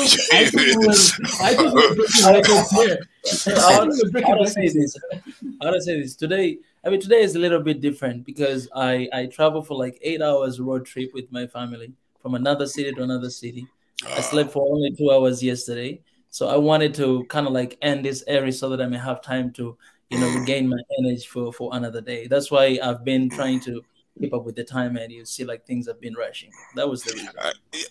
With one last thing, I think I really have to commend you and everyone that has been putting the effort to come on YouTube and do these things, because you know what? I've thought about doing it. I was like, that's too hard. You have to come out every day, try to get stuff out, talk to people. It's not easy. I know how hard you people are working, and sometimes people don't appreciate it. To create anything is not easy. And I appreciate the work that you are doing. I never really said that. I know a lot of people say these things, but I know, for one, I'm into technology. I could do this, but I don't, because I know how hard it is. You see what I mean? So I appreciate the work that you are doing, and your spirit is good. And now I know what the other Ezra is there for. It's all good, and there has to be a yin and yang somewhere. Well, I say overall, this is a passionate. This is African spirit right here. This is African spirit. This is what we're talking about. We resolve things right away, and we're going to sleep in peace tonight. Thank God. Yeah. Absolutely. I love you. Good job. Really, really good job. Really good job. I mean, and Mika, like you said, we want you to rest well and kick out another program. So we really thank you. And if you can close us with a prayer, Mika, I really appreciate it. All right. Please picture a black Jesus. Seriously. Our Lord, that personal savior, has to be one of our own. I mean, actually, historical fact is true. Historically, yes. All right. And I'm sorry, Madara, I'm not letting you in, but please come and join us again tomorrow. I'm sorry. All right. God, I thank you for today. Thank you for this discussion we had. It was such a beautiful moment to see how passionate we are about things that they matter a lot to us. God, I thank you because you going to help us to continue to channel this passion in a way that we're going to bring about change to this continent. You're going to use us in each and every single one of these people, God, to transform this continent. We're going to use everything we can, all the talents you've given us, knowledge you've given us, and grace you've given us, God, to bring about transformation. God, I thank you because you're with us. On this fight, we are not alone. I give you praise. I give you honor. In Jesus' name I pray. Amen. Amen. Amen. Amen. Thanks. Thank you, Madara. Thank Everybody you, Madara. have a good night, good evening, night, again, and good everyone. morning. Thank you so All right. much. And Thank you, guys. Good night, Africa. I say good night to Africa. Yeah. We love you. Bye. Appreciate guys. Appreciate Nati, Ezra, Mwenda Tezi, and Big E, Africa, and my brother Niger. Appreciate. Thank you. You're very welcome. We love you. Thank you. Thank you. Thank you. Thank you. Thank you, Biggie. Right. All right. Good night, guys. Last person to leave Appreciate it. Before everybody else leaves. Ezra, you're not a bad guy, by the way. All right, Professor Ezra. You're not a bad guy. It's important, I know, things sometimes. Yeah, it is. It's hard to say no to people, especially when people are making great points. But I feel bad, like for some people who are like, because all different personalities come to the table, different characters come to the table, different attitude and methods. Now, like I said, challenge to accommodate all of them, not just the ideas. The ideas is easy, but so I appreciate you guys being. I had to be a bad guy. You guys are doing a good job. Yeah, thank you. No, you guys are doing a good job. I mean, really, Mika, I've been looking at it from 2 hours and 50 minutes, and great topics. It's something I know. You just said, wait a minute, I got to listen to this, and really, you're being there and taking this hit. Really appreciate it, and I know people are looking at it. Everybody's reacting to it. A few things that, whenever we talk passionately, you can see the reaction on the comment section. And really, we're going to need to look at some comments that are coming in the future. People we want to keep everybody in the same path, because when you said 3 minutes, there are people that were saying, no, give them 5 minutes because we're not getting the whole information. So I think we're coming great. I mean, 3 hours and a half now. Excuse my 3 minutes right now, but I'm telling you, we're gonna put in 5 minutes on each. Everybody goes and talk about precise same topic, and then we can have a better communication. Is there a way to control? Is there a way to control the number of people at any time that can come in? Yeah, I'm thinking about the different structure that I think tomorrow we're gonna use it. Because every time, people, whenever they come in, I straight allow them to come on the screen. But the different structure that I'm thinking about doing is that, if we are going to stay here for 3 hours, then I want to see, 3 different groups coming in. You know what I'm saying? So I'll let in the first group, and it's not necessarily, it doesn't have to be 10 people, because if it's a lot of people, then it's, it's kind of hard to go back and forth.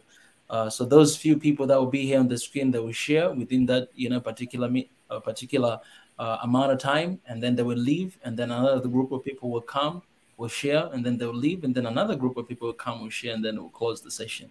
I think that would be more effective, because until right now, there's a lot of people who cannot even come here on the screen, because we have the same people in the whole time, and I think it's not.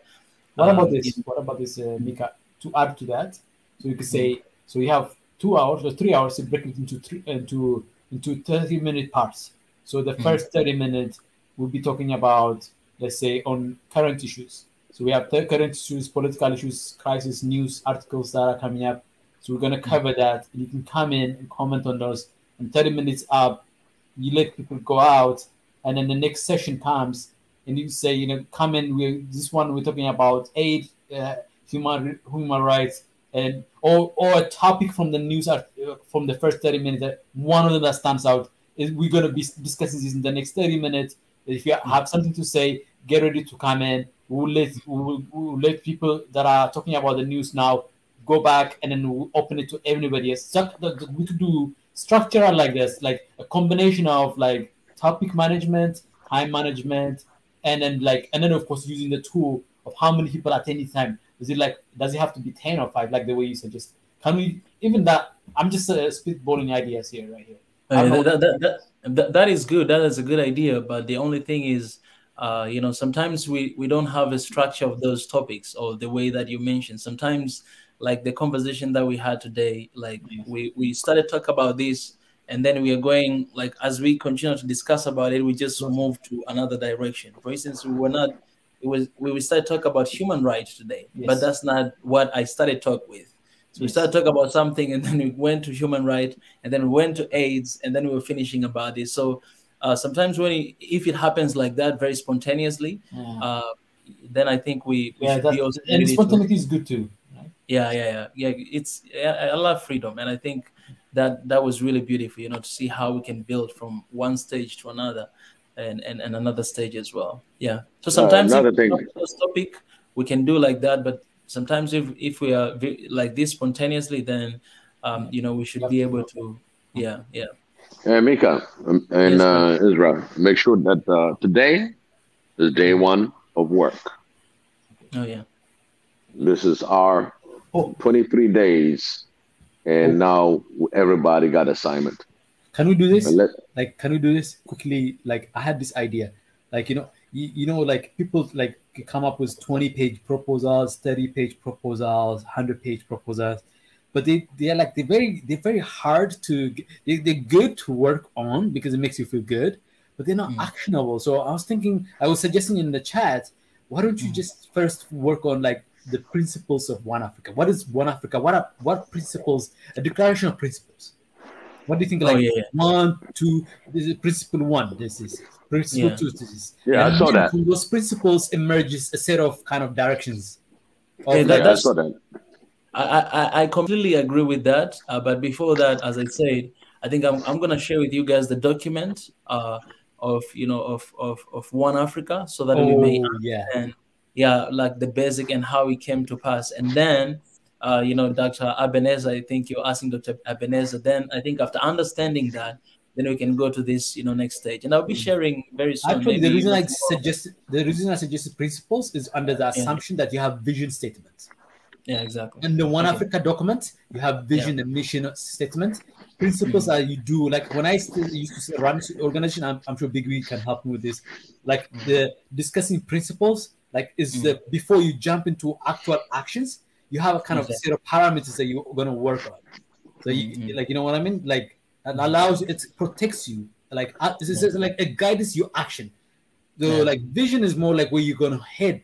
Where your destination is. Like vision objective is like kind of end point, and you're coming back to work on it. Like you go, like you think about the end, and then you play reverse. So you start from vision with which you are going to share. I'm hoping that's what it is. And then when we start to work on it, we have to come down to the ground, realize we have this limitation, we have this limitation, we have these challenges. Exactly. And then, but before you actually figure out how to get to that vision, you have to say to yourself, these are the set of principles that we do. Yeah. That's the idea of principle. It's not necessarily definitely. I definitely understand that. Hey, Ezra. Yeah. You got my number, right? I don't have your number. I don't have your number. Let me check. Yeah, I mean, we are in the group WhatsApp, so that but like the WhatsApp is so many stuff, so many things. I don't know which. What I'm saying is, what I was trying to do is trying to get a Zoom meeting or just a WhatsApp meeting apart from this, because sometimes we talk about a lot of issues, and then I just want to think of putting a summary on what we talked about yesterday and what the plan of action that's been taken. and a follow-up, because people will follow that way. We don't surprise them with everything. Oh, what's been talked? You know, I missed yesterday, and then you go through the 4 hours discussion. They're having a hard time. We just highlight. This is what's been discussed. This is what has been done. So right after we wrap up this this platform, we can have a little Zoom meeting and take high notes and make sure that it's going to be delivered the next morning. Oh yeah, I like this. I just sent you my phone number on the private chat. Just ping me. I mean, Mika has my number, but you can ping me directly. My phone number is there in the channel, but I think like having that, you personally like having that number, you can ping me and then we can do that. And I like this. Yeah. Anyways, Mika need to go to bed. Yeah, you gotta go to bed. There you go. I sent you mine. Okay, I'll read you. Oh yeah. Oh Mika, but Mika, I already have your number. Yeah, you should. No, he's calling me right now. That's why. Yeah. Yeah. If you join this, actually even Biggie can join. Anyways. Okay. Right. Yes. Excellent. All right, we'll let you go. We'll let you go. Okay. Yeah, can you hear me? Yeah, I can hear you. Yeah. There you go. Perfect. So, you got it? Yeah, right. Biggie should be joining. Okay, Ezra. Ben, see you there. See you guys. All right. Hey, Biggie. Oh. All right, guys. I really appreciate you for stopping by. Thank you for the super chat and for being here. I'll see you guys tomorrow. All right. Yeah. Tomorrow is church. I need to sleep to go to church tomorrow. All right. Love you guys. Bye-bye and God bless.